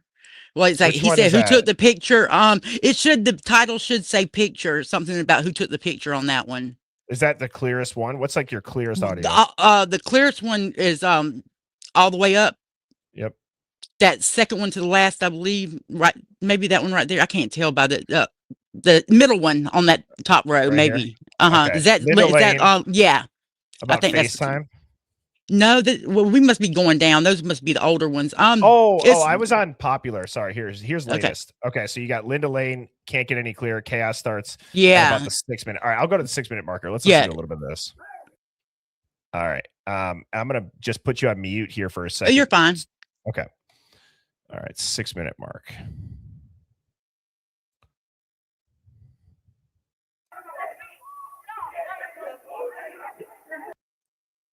Okay, hang on. Already, what the hell did you do to that? That's already very clear. I just went through stuff and dug. Jesus.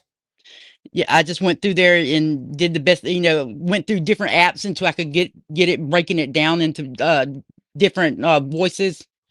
Trying to get all that back. Let's listen to like a minute. I'm just gonna let this go for a minute, okay? And then I'll bring you back up. Go ahead.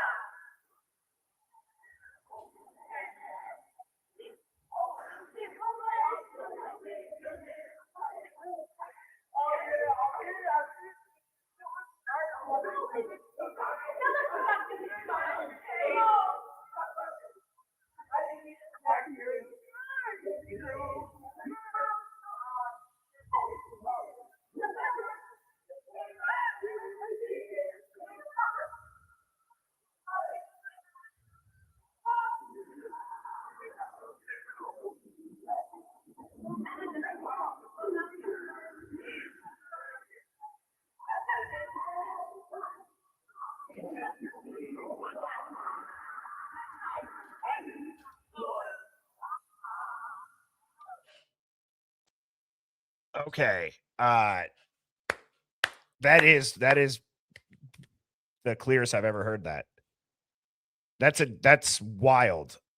And can I tell you, like the main, like right before they, how that random country road take me home, whatever, when they start singing comes in, like it was just placed in that song when they start singing that country road take me home or some shit. Yeah.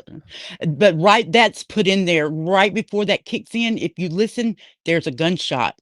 You can hear a gunshot. I'm thinking they were led back to that house at gunpoint. I found a couple gunshots. If you go to the one that says the gunshot, you can hear it clear as day. It's a gunshot, and it was put in between two things. I had to pull it out. Like you can't hear it if they weren't separated. What is the title of it? What is that one? Is pew pew. I think it says pew pew. Is it? I think I said, is this a pew pew? All right, it's 2 minutes. Is it worth listening to the whole thing, all two minutes, or is there a certain part? I mean, it's probably me rewinding it anyways. Looping it is probably why it's so long. So it means that long. If it's the pew pew one, no, you get right to the point and you don't take that long. Well, real quick, and I'm going to put you down stage. I'm going to play this 2.5 minute video after I put you down. But hey, this is Pissy Pajamas. It's the most memorable username of all time. But this is awesome work.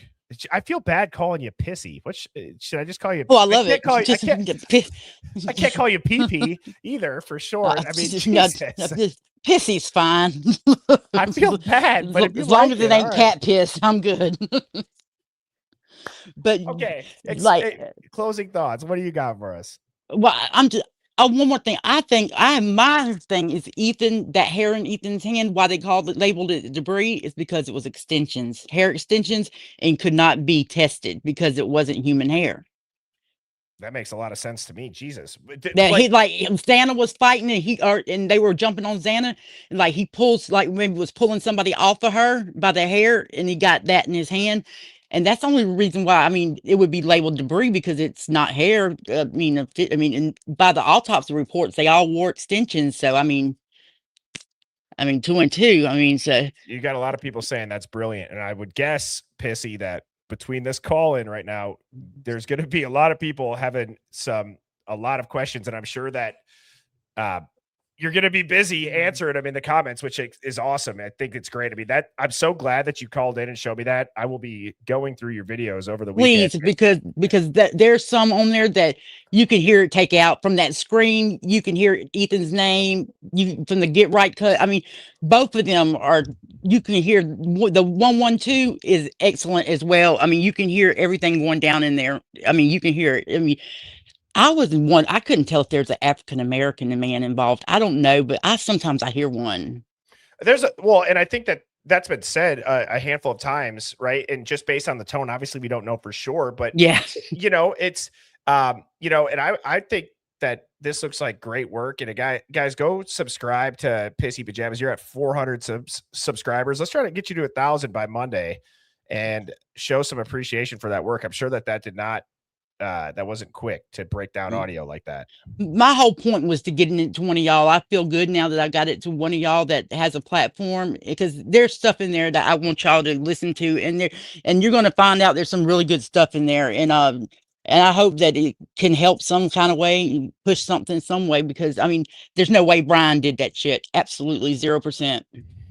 Well, I'm very excited to play this, and I'm very excited that we now know about your profile, because the audio that was on my poll actually for the chat. I said if we had unredacted or original audio video, but people do a lot of good work with audio and video, that whatever the hell you did to it's you can hear the things that you typically wouldn't be able to hear. It's like when I say like echoes, but it doesn't sound like a reverberated echo. It's just like it sounds like you're in a loud room. It just takes a little while to get to you. It's weird. Yeah, it's that reverb. Oh, it is reverb. Yeah, but that delay, there's one on there called delay that's creepy as shit though. But if you get a chance, listen to that one, because it pops up, it delays all the main parts, the interesting stuff. So get a chance, if you get a chance. I mean, they're not very long. Most of them are like 5 or 10 minutes. I mean, but there's good stuff in there. I don't want to take no more of your time up because I know you're busy, but I mean, please have your, do whatever you want with them. They're yours as far as I'm concerned. And get them somewhere where they're supposed to be, because I know there's something there. I really do.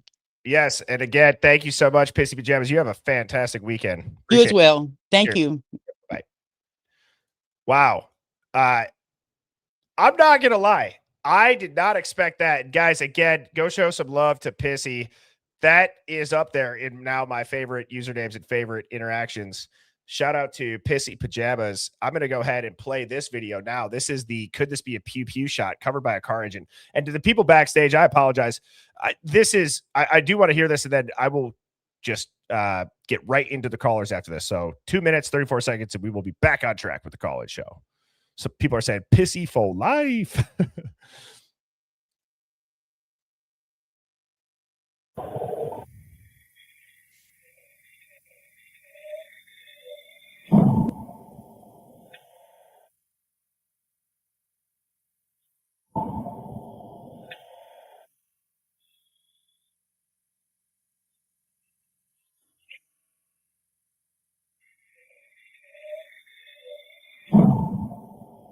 Wow.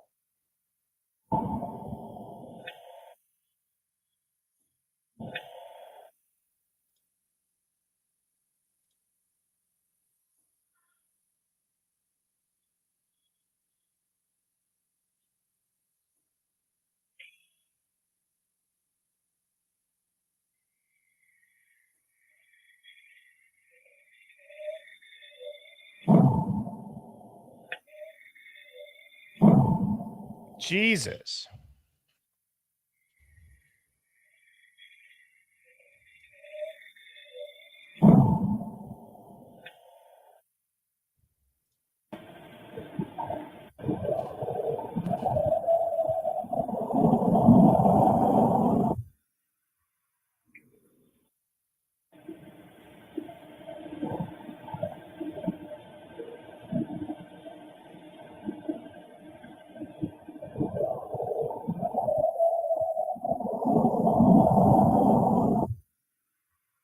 That's clearly the light bulb cam.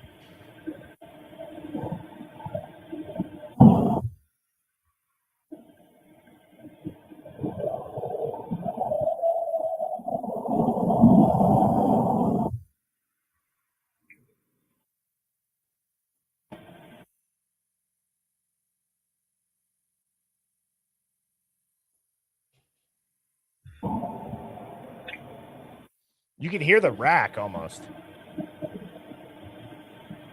By the way, I am letting it play. That's her doing the rewinding, not me.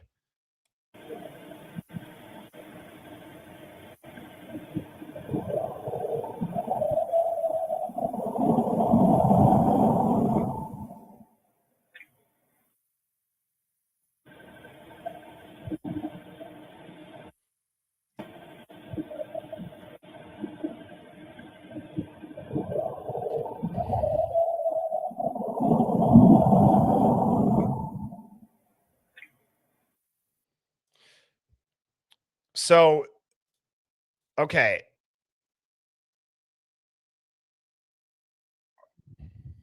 Anyways, I just want to say, that I'm going to go through and listen to those, and I'll highlight some of the best ones that I can find or clip the parts of it. Usually when people call in and they say, "Oh, I got audio and I got this," I mean, the gunshot, you could hear the toosh and the echo, right? I will say, Pissy, if you're still listening, one thing that I would recommend, and I actually feel like a lot of people would be very, very grateful and gracious if obviously you don't have to do anything, but if you could put the times on the videos or in the description, that'd be great. You might already have that, but that would just be one thing of when that was, because it'd be interesting to hear yours and then go back and listen to the other ones. But nonetheless, all right, let's get back to these call-ins, shall we? We got Becky CW or 003. How are you doing? I'm doing great. Good. What do you got for us tonight? Well, I certainly now almost hung up because I don't want to follow Pissy Pajamas after that bombshell. Well, no, that's okay. That's okay. We're resetting here. You might have the next bombshell. You don't know. Hey, I'm telling you that she should definitely get the Go to Ward, a standing ovation, and I'll 2 give her thumbs both. up for that. No, it was great. It was great. And I love when, and I don't know if you all can tell, but as soon as, there's some people like yourself that they come out with this energy and you just are like, oh yeah, this is going to be a good one. You know what I mean? Right. Exactly. Which is awesome. So I appreciate the patience though, Becky. Oh, no problem. That was very mind-blowing. Yes. Yes. What I wanted to say was, when Jack was sitting in the police car on the very first video, and the officer had came up there and, talked to him and said, well, you can get out if you want. I forgot that you were in there. Why in the hell did he just continue to sit there? Why didn't he get out and stand at that damn police line and say, where's Kaylee? What's going on? There was no emotions. I agree with that. And then when he got asked, were you being detained, to say, not sure. Yeah. And that felt odd to say you weren't sure, when it was like, okay, yeah, I guess technically they did they did walk him over there. But again, then the other guy was like, you don't have to stay in there. So it does. Yeah, I guess I could see why he would say not sure, but there was no inflection in the voice when the door got opened to even try to get out or figure out. It was just a very soft, like, I'm the only one that doesn't know. Which right. I don't know. Right. And then he was like, well, I'm not worried about the dog. I'm, Oh yeah. well, that just made no sense to me. But and the other thing is, they never ask, are they okay? Are they, are they hurt? What's going on? All that. But anyway, you're so right, because then there's a point too, depending on how well you know the body cam of, now I'm forgetting, is it Snyder? That, anyways, you could hear Dylan in the background on a couple of them when they start talking about Kaylee and Maddie, and they say something like, and they're gone, and she goes, they are, and it's like, yeah, well, it was like her, like she made that reaction too early because the context of it was not about them being dead. right. Right. Well, I think, yeah, my opinion is she had already went in and saw Xana and Ethan, and she already went upstairs and saw, she knew what was going on. That girl, sorry, Becky. She's a train wreck. It's totally a train wreck. I mean, you have to listen to her, and it, you can't stop because she makes herself look so ridiculous on these interviews and on camera and everything else. I don't know. It blows my mind. It does. It blows my mind too. So 2 things quickly. 1, Rochelle, great point. Why wouldn't Bethany and Dylan be getting checked out by the EMS? For like wouldn't you, like, you know what I mean? Like, shock, is there, I don't know if that's standard precautionary stuff, but I don't know. Like, shouldn't, I guess maybe not, if they were unharmed and they could just say no, but you don't hear them ask, like, do you need any medical attention? I mean, there's 4 other people dead in the house, and you don't even hear somebody ask them, do you need help? Do you need anything? Are you hurt? Right? Like, isn't that a little bit weird? And I think actually we lost. Becky, are you back? Yes, I'm sorry. Did you hear me? Yes. Yes. Okay. But nobody asks Dylan and Bethany, do you guys need help? Are you hurt? Do you need medical attention? As far as I know, I never heard that. Exactly. I never heard that either. That whole thing, like I said before, with all the police officers in my family, no one would ever conduct an investigation when you go to something like that. No one would. It makes absolutely no sense, because if somebody's hurt, the first thing you say are they okay? Are they, it just made no sense altogether. And then Ellie not questioning, specifically, well, Hunter, where did you get that knife? What drawer did you get it in? Because I had saw somewhere that somebody said in one of the cam videos that there was a knife laying at the top of the stairs when they first went in. Yeah, when they come up the stairs on the body cam. But is that the one that Hunter had, or was that a different one?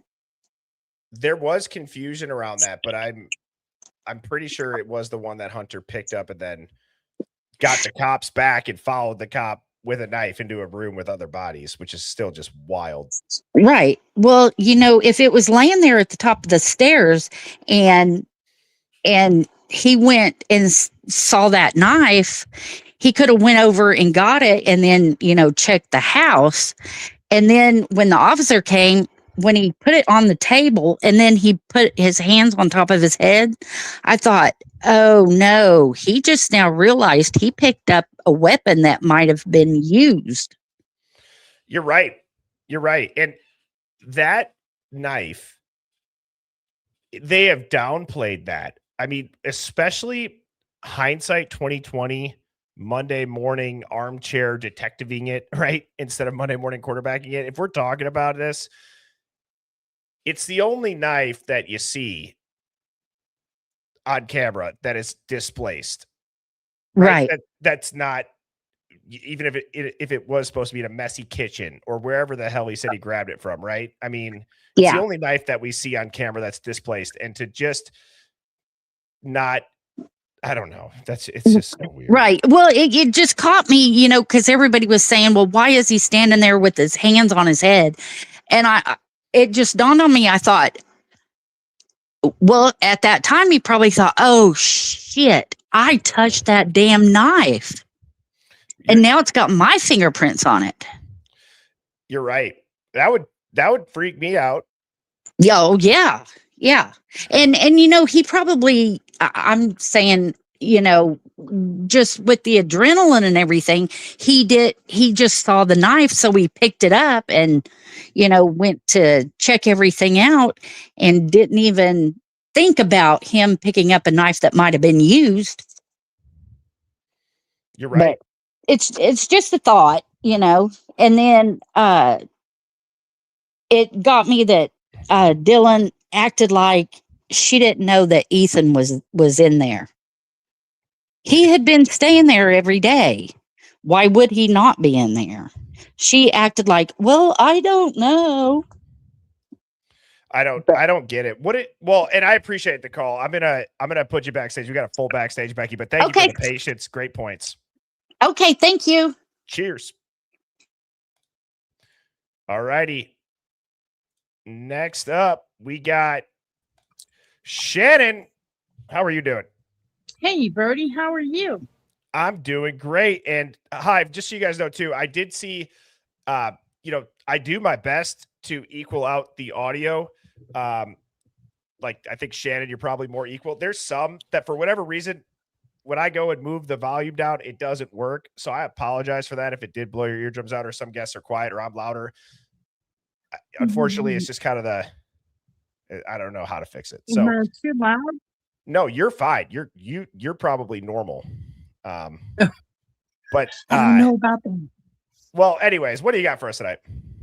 Okay, so please don't kick me out of the Hive.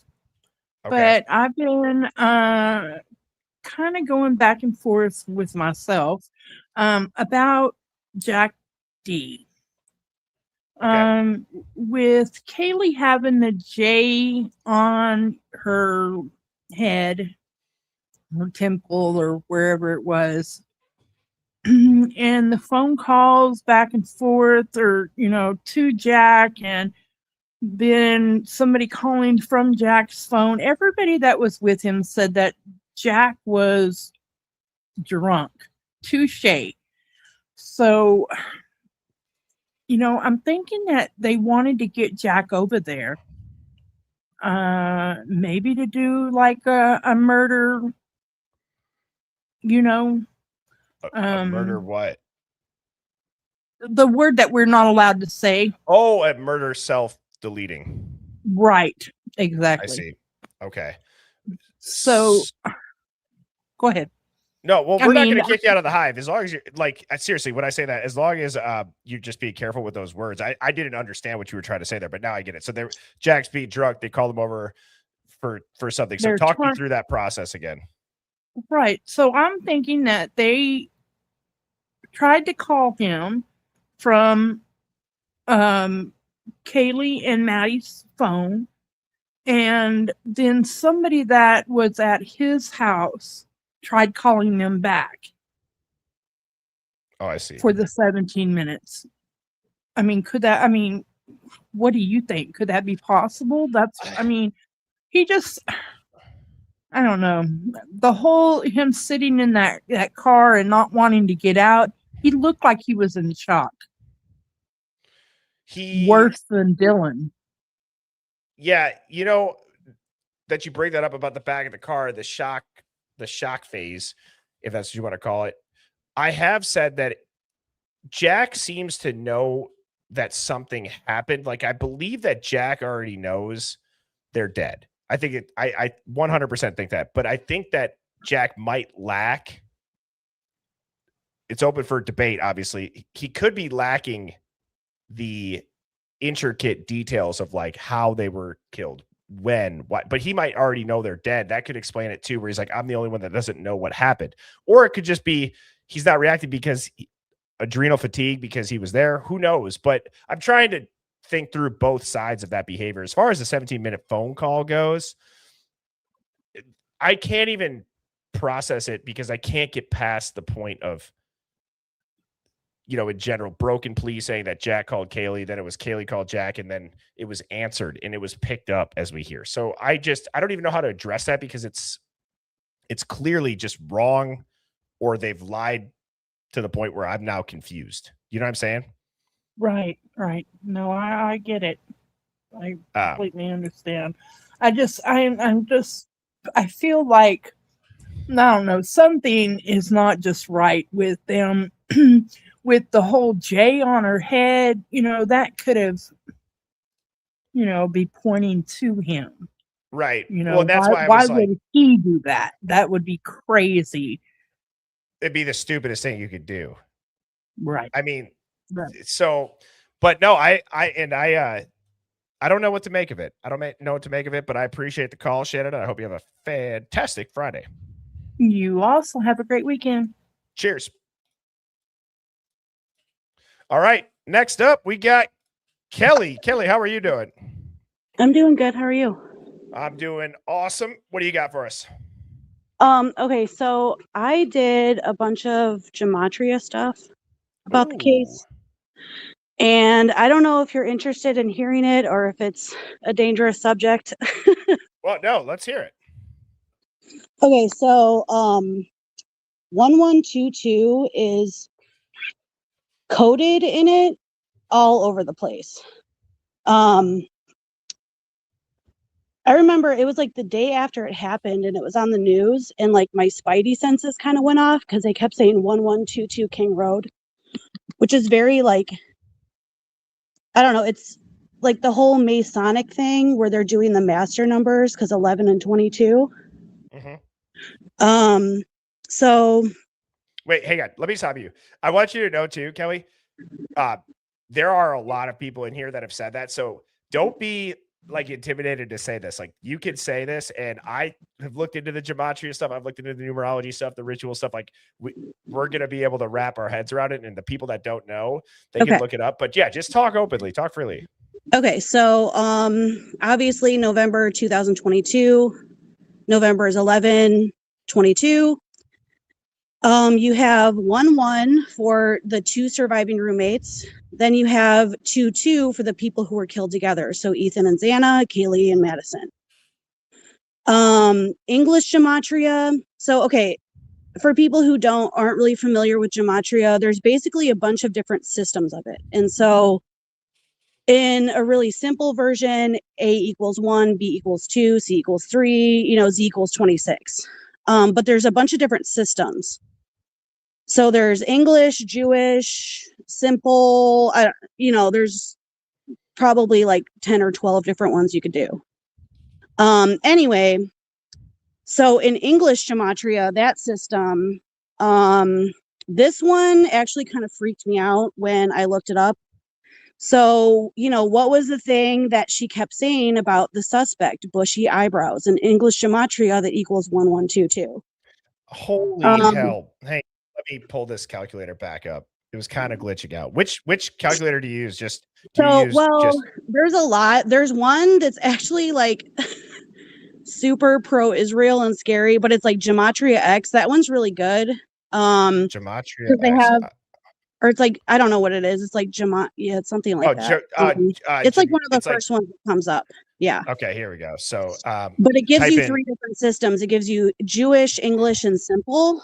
So I was just like entering like keywords from the case, and seeing what came up. So this is kind of how I got all these things together. And then some of them, like, I don't know, they kind of maybe seem like they're reaching because I'll like spell something out, or there's so much like remove a word or something. Okay. Sorry. No, I'm sorry. I was going to try to share that, but there's so many pop-ups getting blocked that it's just going to bounce all over the place. It is a very pop-up-y kind of website. It's annoying. Anyway, sorry, I'll stop interrupting you. Though, and look it up yourself. So yeah, bushy eyebrows in English gematria is 1122. In English gematria, 1122 is also Aryan Brotherhood. Another 1122 in English gematria is also 1230, which is December 30th, the day he was arrested. So if you spell out 1230, like, not obviously not the numbers, but the word 1230 in Jewish gematria, 1122 is 1113 if you spell that out. I just screenshotted the bushy eyebrows one, just so people. Yeah, can the bushy see it. eyebrows one, like I got like body chills when I saw that That's one. crazy, Because- dude. I never knew that. So, something like basically, the formula for like, I don't know, like an operation, let's say, like this, or I don't want to call it a psyop, meaning like it's not a real event, but like We know these what a kind psyop of means like in here. occult ritual kind of things that happen. Like, one thing they say to do is like, or these people who do this kind of work that I have been following, not on this case, just other stuff, but anyway, they say to like try to pick up on the things that they always repeat, right?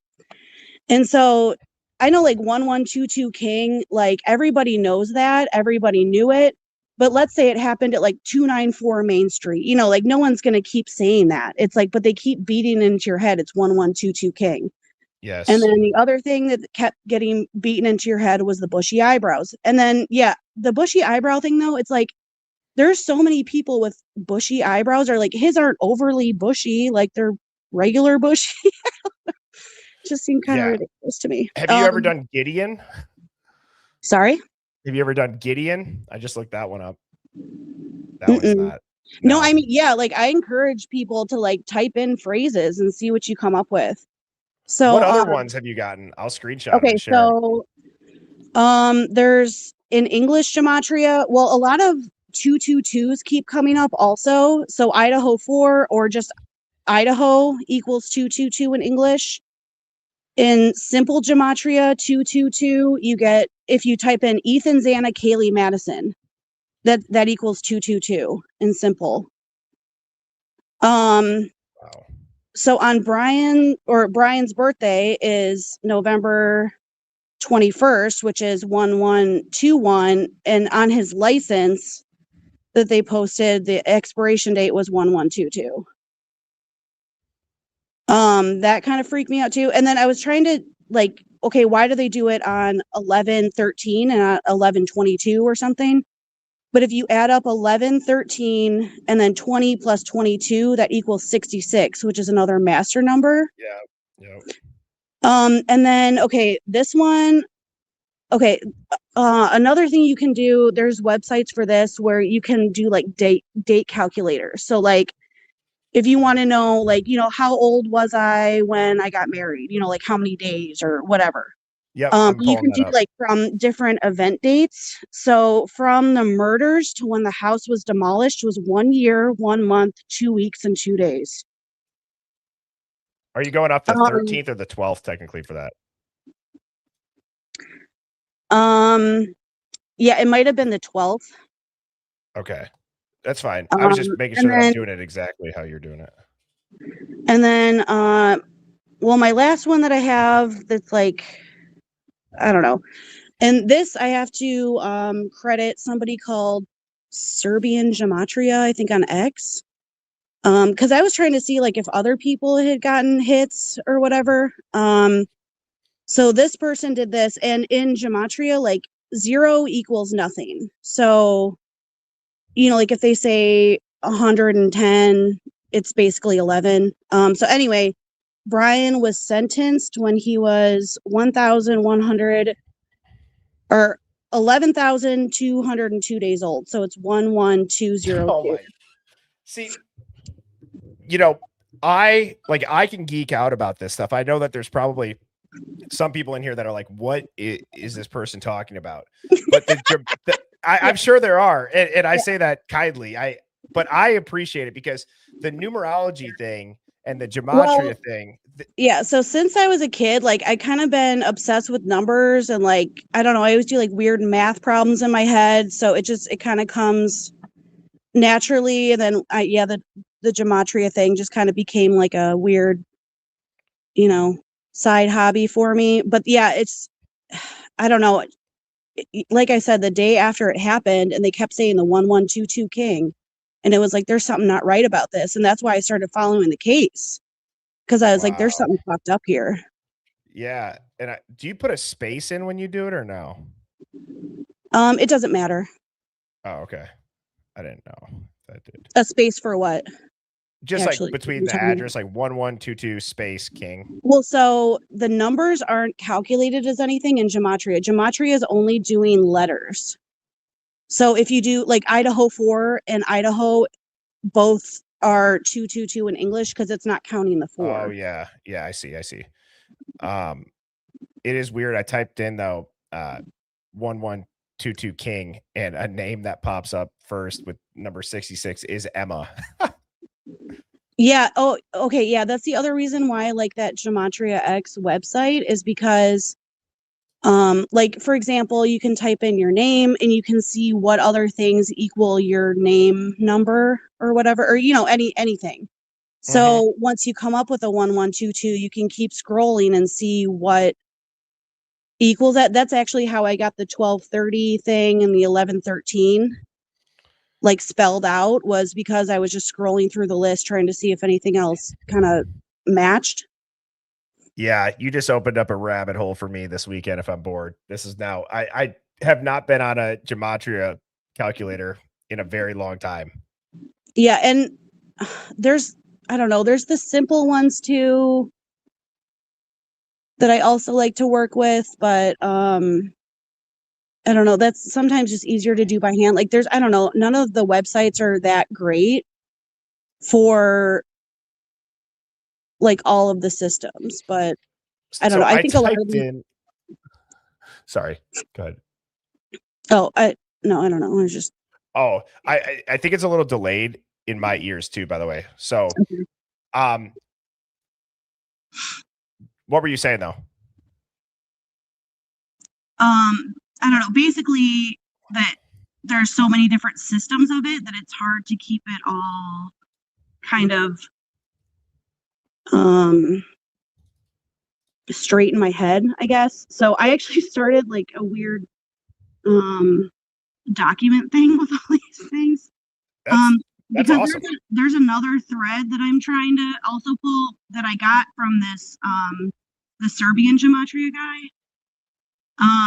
And he was talking about how the King Road thing is like connected to King Charles, and it sounds kind of like schizo, right? But if you look at it, it's very creepy. So he was talking about LeBron James, who's like called the king, and he scored 47 points, and there's like all these 47s that are also encoded in it.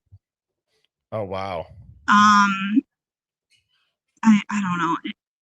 If you're interested in it, you could go read what the Serbian gematria guy wrote, because I thought it was extremely interesting, but I didn't really develop that on my own. No, please. Are you in our Discord? So I actually tried to sign up like 3 months ago, and I couldn't do it. Like it wouldn't like let me in. I don't know. Well, then send it to me in an email, birdieshivemind@gmail.com. I did before. Oh. Probably like 3-4 months ago. Okay. If you wouldn't mind to reset it, that'd be great. I now got the mods helping me out as of the last couple months, so I can manage them much better. But yeah, thank you. Because even right here, I typed in Goncalves, and you have this is the English one. Identify her finest, soul meeting soul, and I shouldn't be hurt. And as soon as I read the I shouldn't be hurt, I think of the whole 4chan post of like the titties bad luck. Yeah, exactly. Okay, yeah. So that's exactly what you should be doing too, is also not just looking for those threads, but seeing like what things, the people's names who are involved, what do their names equal? Like, I know it sounds kind of schizo or whatever, but I don't think it does. Creepy. Yeah. And I also think it is what these people use to plan these kind of events, and what to encode. Because if Dylan was coached on a description to give of a perp, And they said, just say he has bushy eyebrows, you know, or he had the mask on. The only thing you could see was his eyebrows. Just say he had bushy eyebrows, you know, because that could have been fed to her. And it was someone in the know who fed her that thing because it was encoded 1122. Yeah. Well, and I mean, I don't know.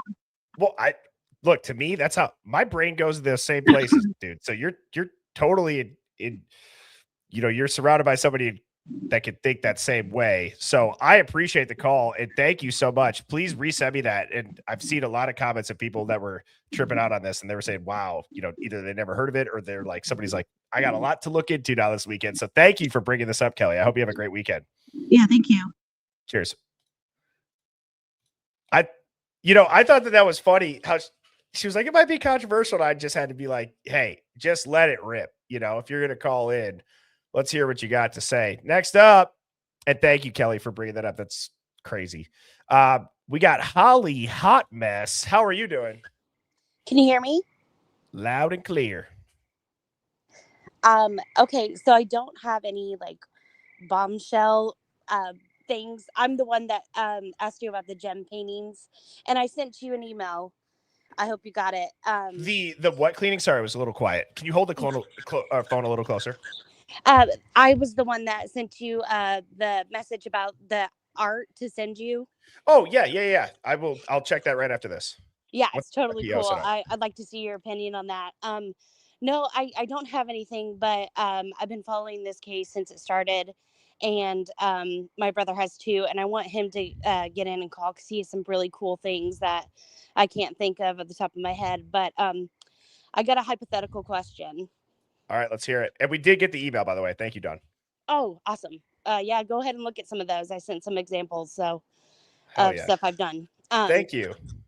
But if you could be a fly on the wall, okay, and Yep. you only had 20 minutes, okay, and I'm going to give you two options. Okay. I like Either this. you could go back in time. Would you go back to 20 minutes before the 911 call? Or would you sit in 20 minutes with a private meeting with Koberger and his attorney? Oh my God. I'm going to ask the chat that too. That's a good question. It was just on my mind, and I thought it was pretty interesting.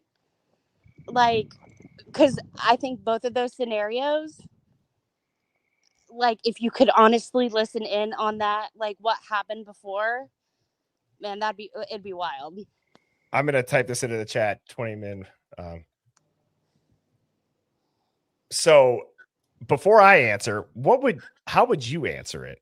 And real quick, 1 for 20 minutes with Koberger and Ann Taylor, 2 for 20 minutes before the 911 call. That is a great question because how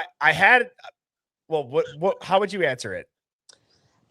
It's a tough one, actually, because with all the things that have come out, and you know, it's a toughie because if you're sitting in a private meeting with them, you're gonna know some pretty crazy information. Stuff's gonna come out that we don't know and haven't had the privilege of knowing, and so it'd be really interesting. But if you were there 20 minutes before the 911 call, would there so, you know, like, what were they doing? What were they saying? Were they preparing to, you know, okay, this is it, like, this is what we're going to do, this is what we're going to say? Or were they actually freaking out? Or so you just never know. Well, and here's how I would answer that.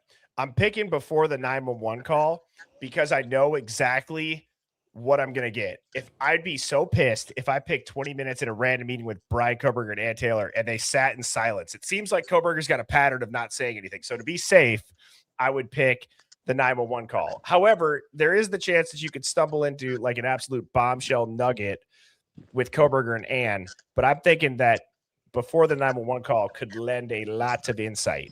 However, both would be very, very interesting to see. And I think that's a great hypothetical question. And tell your brother to call on in. I'm curious to hear what he's got.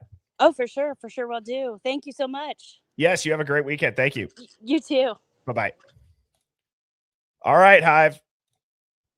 And to finish up that poll, we got 65% of folks are saying they'd rather be there before the 911 call, and only 35 with Koberger and Ann Taylor. All right, we got our last caller of the evening here, and then I'm going to go through the super chats, so don't go anywhere. We got Tam Z. Tam Z, how are you doing? I'm good, Birdie. Can you hear me? I can hear you loud and clear. We should Okay. do a call-in show one time.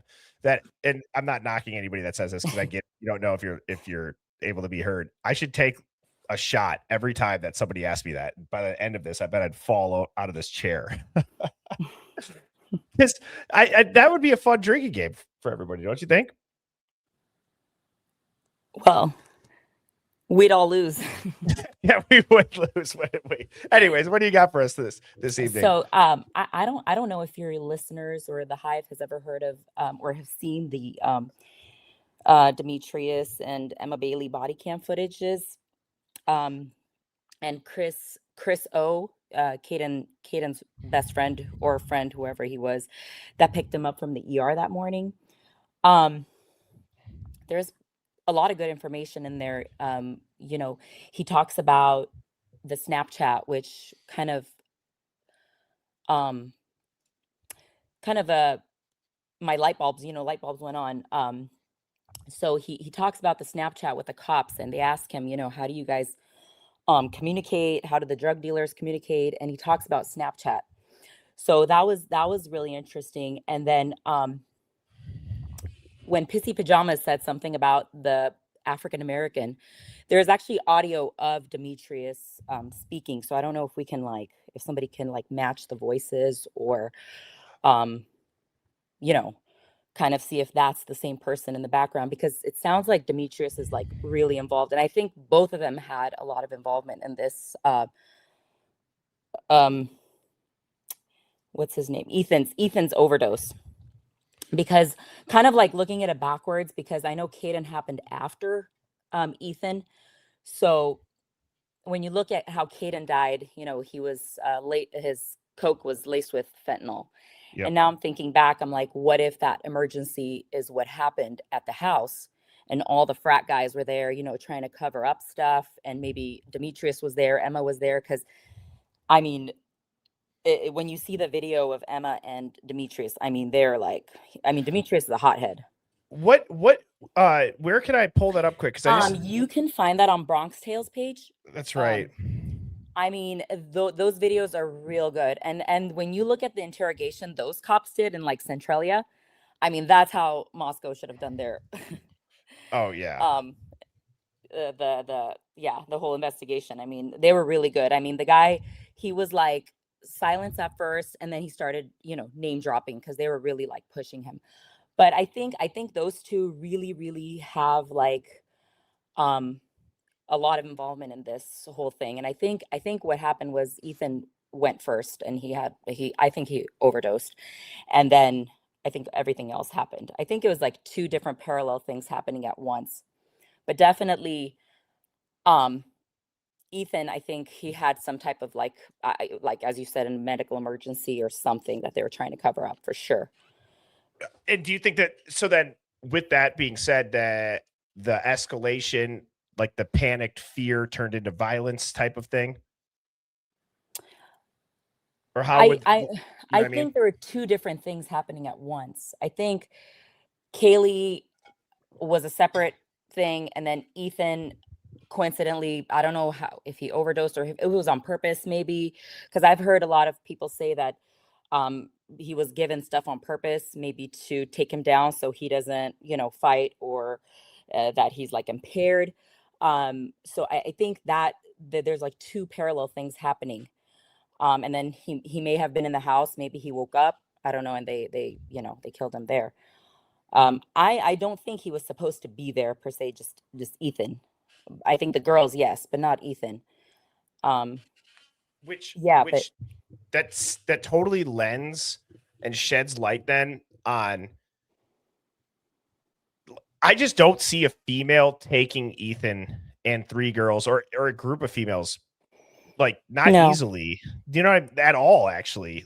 It would take a certain type of weapon and there would have to be more times than not, right? Like Ethan would have to be messed up, or he would have to be attacked by a bunch of them. Yeah, and it makes sense because when you look at the video of Chris, which is the guy who picked Caden Young from the hospital that morning, he describes like Caden. He's like he's weak. He couldn't even talk. He was dozing off in the car, and I think that similar thing happened to Ethan because and then when the Centralia County cops were like talking to Emma, they were telling her like, do you know it's lace? Do you know what's in the Coke? Do you know this? And she, I mean, she knows for sure, but she just acts clueless. And then Demetrius on the other side yelling, like telling her not to talk, not to. So yes, I do think they definitely are involved in this, and maybe they showed up to like see what was happening, or I don't know, covering up stuff because the university obviously doesn't want that all to get out.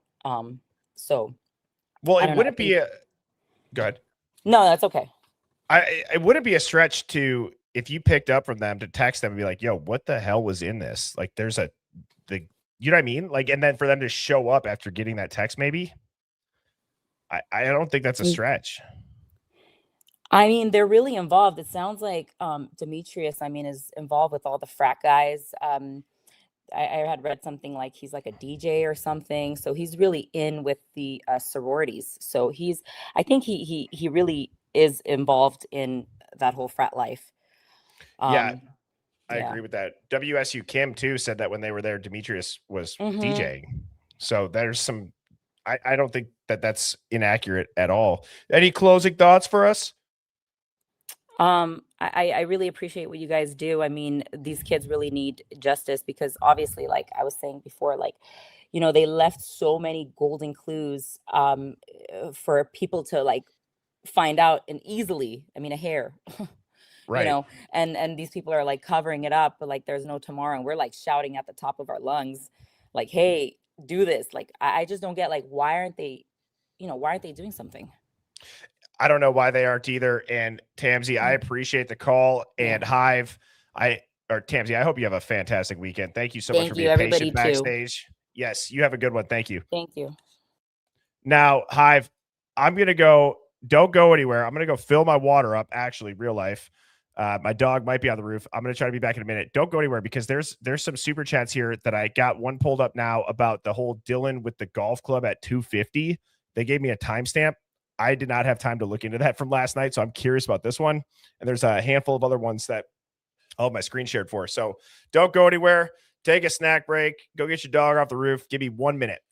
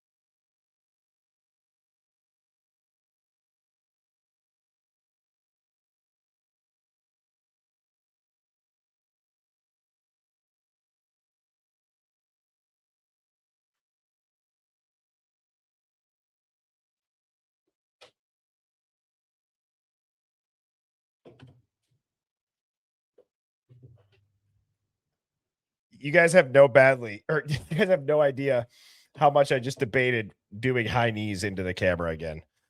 Sorry about that.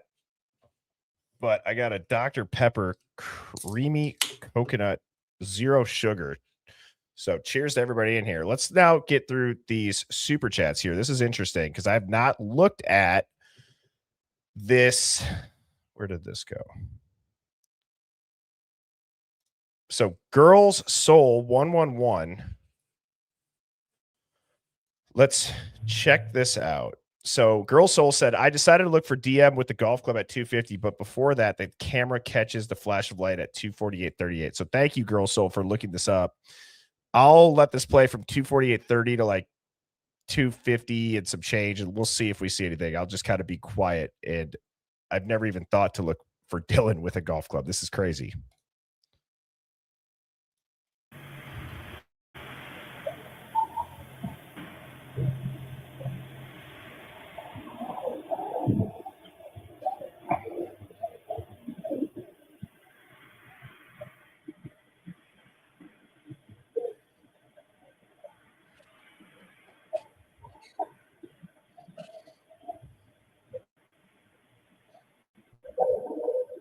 Wait, 248.38. I didn't even start at the right time. Sorry.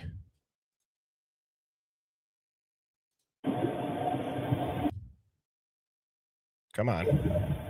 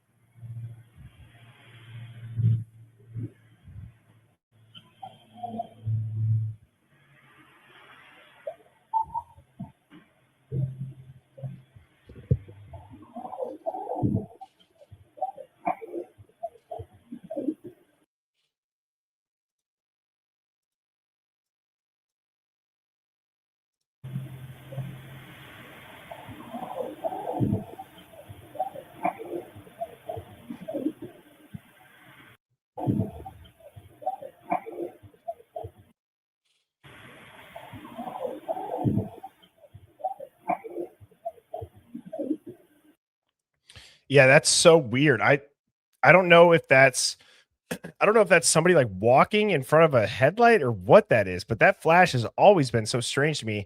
I don't think that that's a golf club, and I'll go to 250 now just to double check, but yeah, that flash is so weird. Here's 250.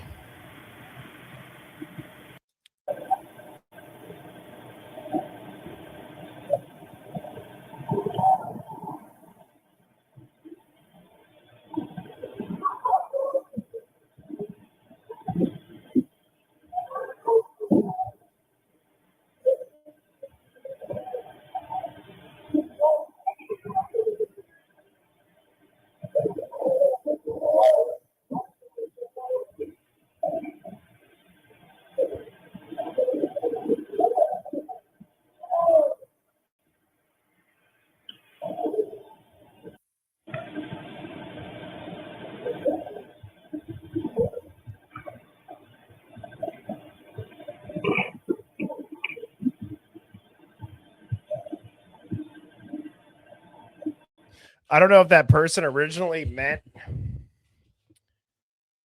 the people walking out of that door. I'm not sure. But thank you, Girl Soul, for pointing that out. Mama Tata said, is Molly's daughter, Erica, the Erica texting about cheating? If so, that places mom, son, daughter at the scene, allegedly. Well, we know about the Domino's driver, allegedly. Molly has a daughter named Erica. Is that confirmed? I don't know off the top of my head. Because that would be batshit crazy, or batshit crazy, as someone in the Hive has that name. Stuff like that, again, it's just like, how does that happen? Unless they're put there and people are saying yes. Oh my God. Somebody said, is Molly Birdie? Jesus. Pineapple Diana, thank you for the super chat. Said inside law enforcement, depending on the case. If you are given fed gag order, even small police department, you might want to talk. You'd be giving up your career and facing criminal charges in jail. Yeah, I don't know if Pineapple Diet. I'm trying to decipher this. If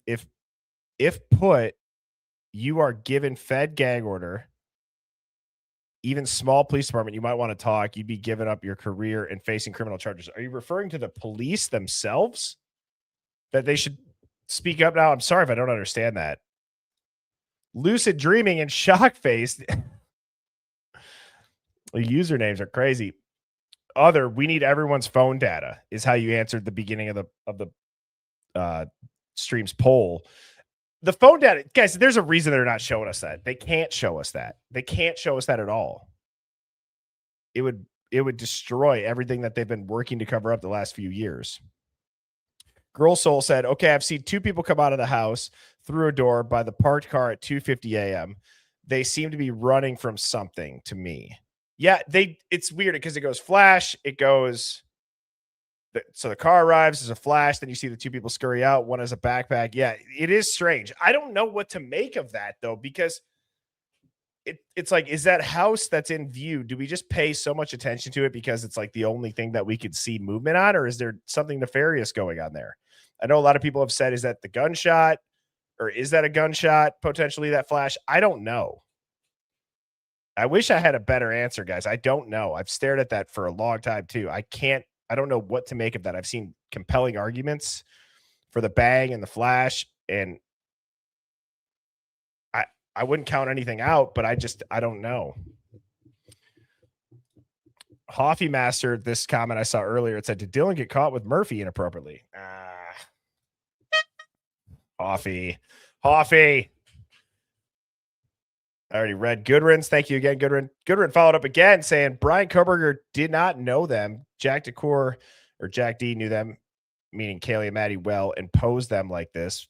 BK did not know them. JD called friends, and that's why Easy, quote, I thought we were brothers. They didn't know Xan and Ethan were home, and Dylan knows all. I don't disagree with the thought process by any means that this is definitely closer than people want to admit. I won't even bore you all with saying it. I would just think that they'd all be locked up and thrown into prison for the rest of their lives. Easily. Why defend these kids randomly at this point? And I could see one or two kids, but all of them, none of them get thrown under the bus. If they're able to cover this up, I mean, they can't cover up the fact that somebody's getting railroaded. Why pick the random guy? So I agree with that for sure. Raging Cajun Girl said, why can't the G's get some sense? Use their own foundation to get Othram to run the two unknown Y DNA on the sheath and their own kids' fingernails with unknown male DNA. Yeah, speaking of that, I did see an interesting post. I think I put it onto a slideshow. Let me just double check here.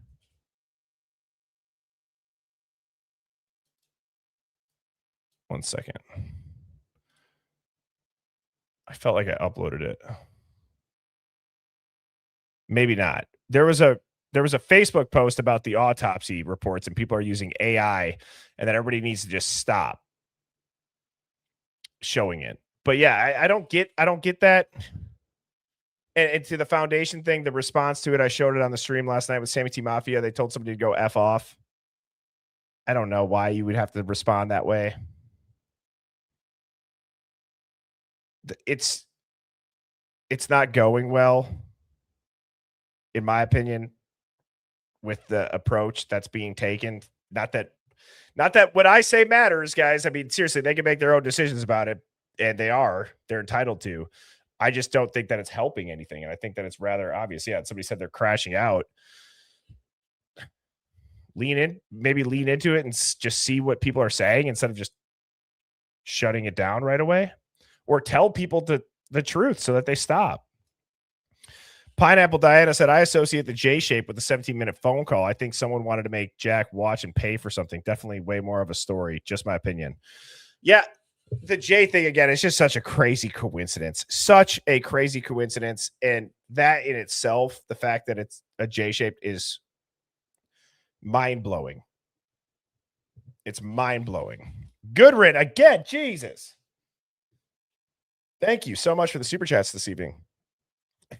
And never in a million years, person would run around naked with so much OCD like Brian Koberger has. Bethany is scared of Dylan, and all statements are staged. I agree with you on that. I do think that Bethany is could be scared of Dylan. And I do believe that their statements do feel staged. I don't know how you could, it's the craziest star witness of all time, as I've been saying. It's just that, is there anybody else, or is there anybody that could think of a quote unquote star witness that is crazier than that, than what we've seen with Dylan in this case? I don't think I could.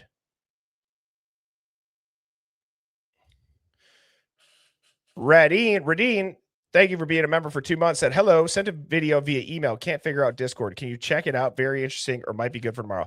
Radine, type it into the chat what your, I guess, if you want to say your email, or did you put Radine or mods? Can you let me know?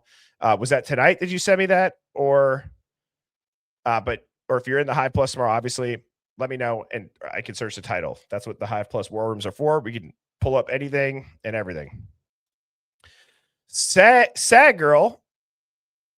I don't want to say sad girl, but sad girl maybe. Girl. Hopefully I said that right. Thank you so much for the super chat. Oceans 1111 said, did I miss the update on the Hive emojis? I can't access them. Yes, thank you. I will pull that back on up for people. Here you go. If you want to screenshot this for the Hive emojis and how to clear your cache so that you can use them, this is what you got to do. So I will leave that up for 5 seconds here.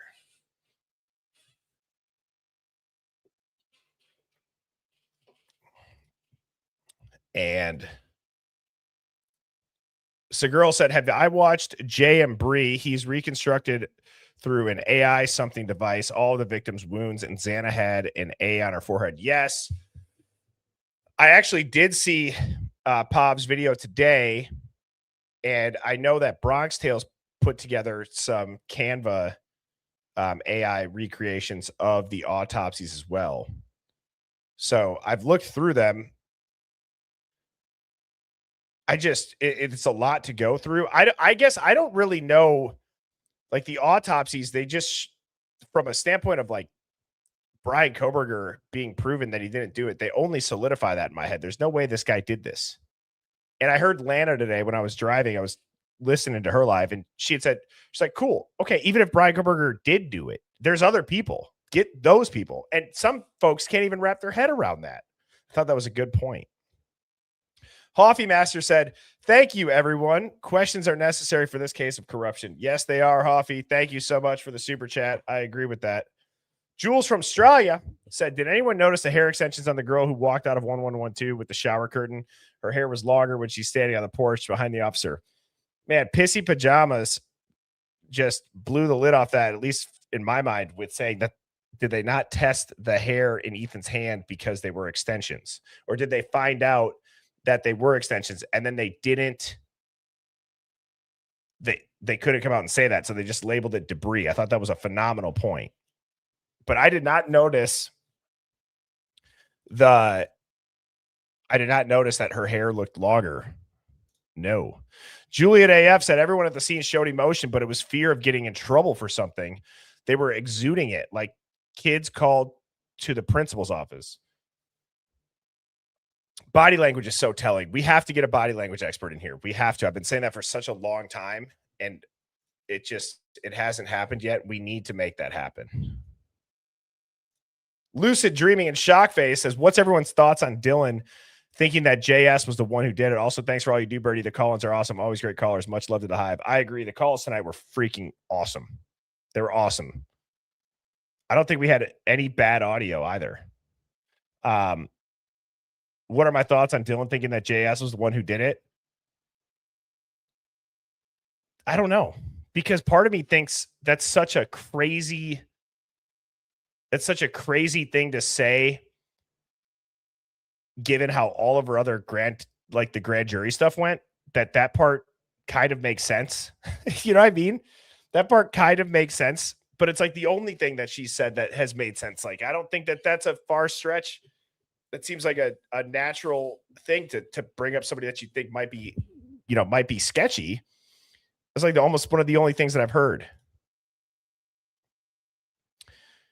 Leslie Carlton said maybe EC unalived self because of cheating text. Scream was Xana fighting him. Maybe got Brian Koberger's DNA from the traffic stops. Yeah, the self-deleting thing I've gone through at length. I've talked about the foundation, the boy who wore blue. I've looked at the foundation colors. They're similar to the self-unaliving foundation colors, the ribbons. I've showed the Facebook post that says they're focused on mental health. The Brian Koberger's DNA from the traffic stops, I've heard that many times too. Sneaky, but doable. Very doable. Bellamicia, head of HR, said, I've introduced my big, fat Italian family to Birdie in the Hive. My papa says you're the Capra, the goat. Keep up the good fight. The Sissonis love Birdie. Hopefully I said that right, Bellamicia. Thank you so much for the super chat. Tell your papa I said, what up? And that, no, he's the Capra. Not as dumb as you look, said Birdie. Search 1122 Queen Road in the Gematria site. What'd you all think of that Gematria site? If you haven't heard of it before, was that kind of interesting to you all?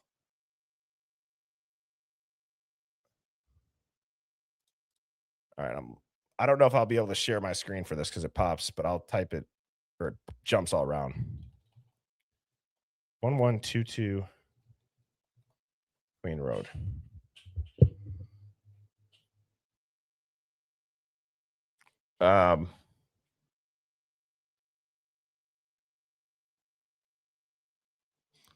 Where are you now? At parents is what it says. The Illuminati stealing from Real Bride of Christ and gave it to Mark King.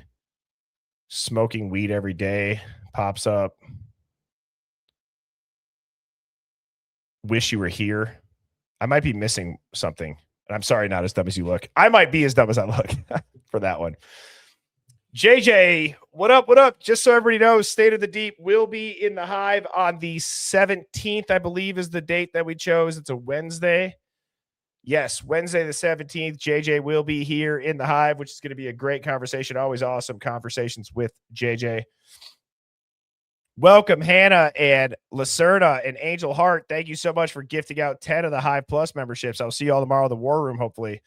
G.I. Jane Doe said, channel, Operation Jane Doe. I cleaned audio, but started giving up since it's too hard to get people to care.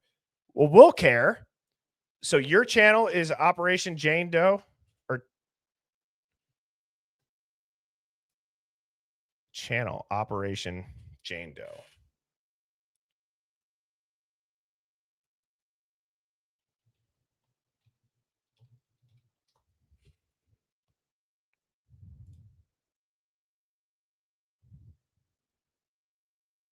Here it is right here. Let's see what this is all about.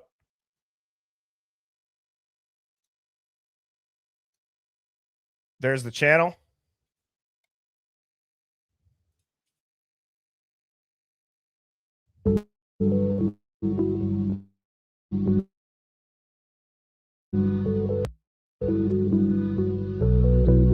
That's not copyrighted. Hopefully that's not copyrighted. Hang on, let me skip through that.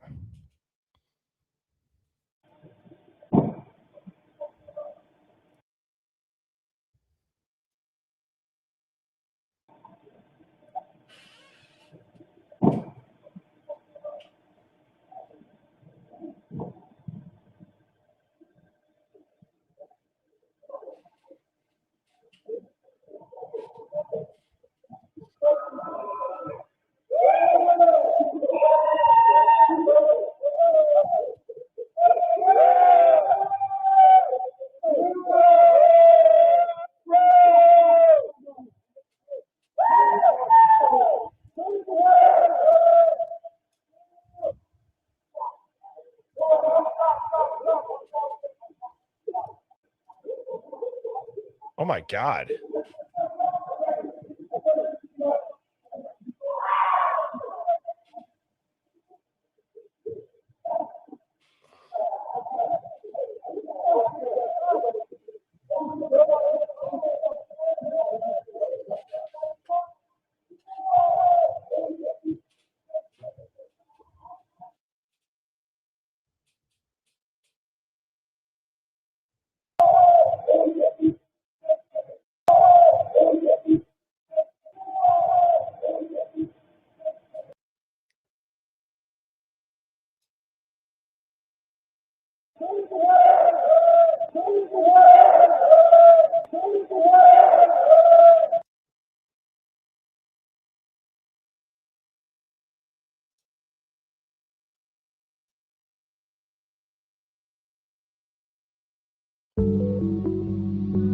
Okay, wow.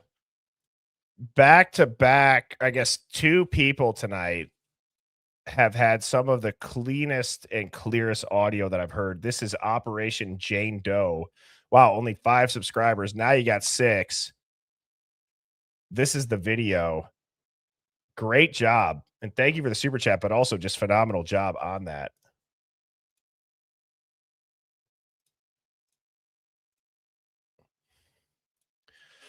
Lacerna, thank you for the super chat. Said a caller claimed that his uncle retired from the Moscow Police Department right after the murders happened and gave him access to the reports case. Did he ever send them to you? No. Unfortunately not. Unfortunately not. But Albany, if you're out there, you got our email, brother. Angel Heart just gifted memberships left and right. Jeez, thank you so much. Goonies Win said, watch the window that flashes. Change the tone if needed. There's a blurred person watching after the 2 people walk by. So I'm not going to be able to change the tone on YouTube. But the 1112 King Road at 250.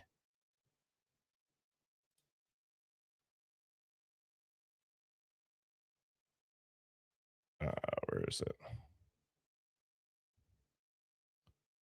So what I'm going to do for this one, Goonies Win, is I'm going to screenshot this super chat, and I'm going to put it. Usually what I'll do is I put the super chats that I want to look up, and I'll screen record that. And that was at 250. I'll just make a note. And I'll screen record that, and I will show that on Monday then. Because I'll change the tone to a couple different ones. Goodrin, thank you so much for the super chat. Said Jack D alibi was that he was 4 hours away, but he was there right next to the murder scene, and Brian Koberger's not talking because he could destroy the school and the MPD. Brian Koberger talking absolutely would destroy the school and the MPD. I completely agree with you on that. Yeah, the alibis, where people were, nobody seems to check into those at all. At all. Sarah Ash said, as a SO of a LEO, I believe the gunshots is an ASP baton opening and being hit against something. And no, I'm not saying it's police involved. I don't know. An ASP baton. What is it? I'm assuming that it's just your classic police baton. Something like this. That'd be interesting to have that hitting against something. I know you can obviously buy those. So it's interesting you said not saying police involved. You don't know. I don't know. I mean, there could be anything. Nothing would surprise me in this case. Goodrin again said, why did they get to change clothes? Statements all the same. Just listen and unbelievable. No one remembers. I agree, Goodrin. All your points have been just spot on with the narrative as to why they are not looking into these roommates. I don't know if we're ever going to know. We got to keep pushing and talking about it, though. Boomer said, did MPD ever draw their guns when they cleared the house? I didn't see that. And I've said, too, that is weird that Hunter could be carrying a knife with 4 stabbed bodies in that house, have the officers back, and the fact that he didn't get told to drop that weapon at all is mind-blowing to me. Especially because that cop, yes, he might not have known that they were murdered, but in general, so you think it's an unconscious person, and there's somebody walking behind you with a knife, that might be, I don't even know. It's all equally sketchy. It's all equally sketchy. And Angel Heart, thank you so much for the big super chat, said, Birdie, old pal and brother of mine, please give Sherry a membership because I missed her with the 25 or so I sent. My aim was off, brother. Please give a few out. Love you. I love my Hive. Well, I cannot control who does get memberships. We're almost at 1,000 likes.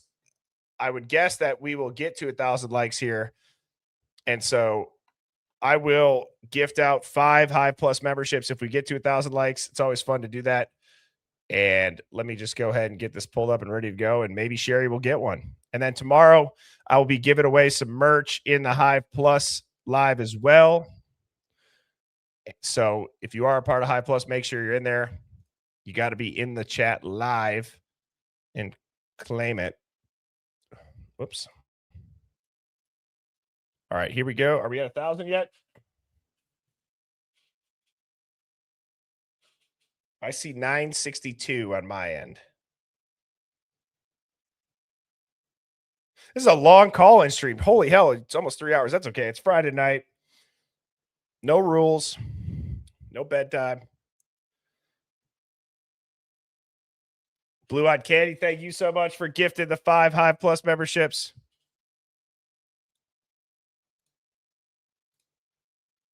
And we got like 20 more to go. These call-in shows, I'm so glad that we chose to do this and we decided to do this a long time ago.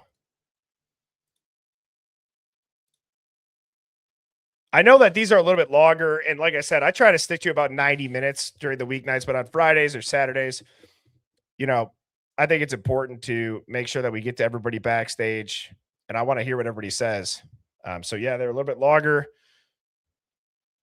but I always do post the quick cuts too. And we are at 1,000. Here we go. Let's see. Come on, Sherry. Sherry. We got Kenya loves 3140. Grunge Goddess 6909. Texas Slaw 21. Epic Dragon 991. And Hangman's Joke. Wait, nope, sorry. Was that 5? Kenya Love, Grunge Goddess, Texas Slaw, Epic Dragon, and Wayne U3G. Congratulations. Dunewiser, good to see you. Said, yo, hope you're doing well, brother man. Hanging in there. Always great to see your name pop on in. Come on, share. Hobby Master said, respect. Well, respect to you all, too. And Hive, I hope you all enjoyed tonight. Seriously, to the callers, it's amazing what this call-in show has turned into, right? I just said that, but phenomenal job tonight. Thank you to everybody who did call in. Thank you to Blue-Eyed Candy and Angel Heart and everybody else that's gifted the Hive Plus memberships. Guys, I will be on tomorrow. I'm going to do 11 a.m. Okay, so 11 a.m. Central. Discord Dawns gifted some Hive Plus memberships. You guys rock. I will do an 11 a.m. Central Hive Plus War Room. So make sure you all go, and if you are a part of Hive Plus, you'll be able to get in the chat. But other than that, it's still free. You guys can watch it. I'm not going to put the membership stuff behind the paywall to watch, just to chat that one day. Angel Heart, Jesus, just you're committed to having Sherry get one. That's awesome. Thank you, and shout out to Pissy Pajamas again. I'm curious just to see now how many subscribers Pissy Pajamas got. I said we should try to get her to 1,000. She was at 400 an hour ago. She's already almost at 700. That's awesome, Hive. It's always great. And if you did miss that, here is the profile or the channel again. Crazy audio, super clear. And with that, Hive, I hope that everybody has a fantastic evening. Be safe. If you drank, don't drive. And I will see you tomorrow at 11 a.m. Central. Sleep good, everybody. Cheers.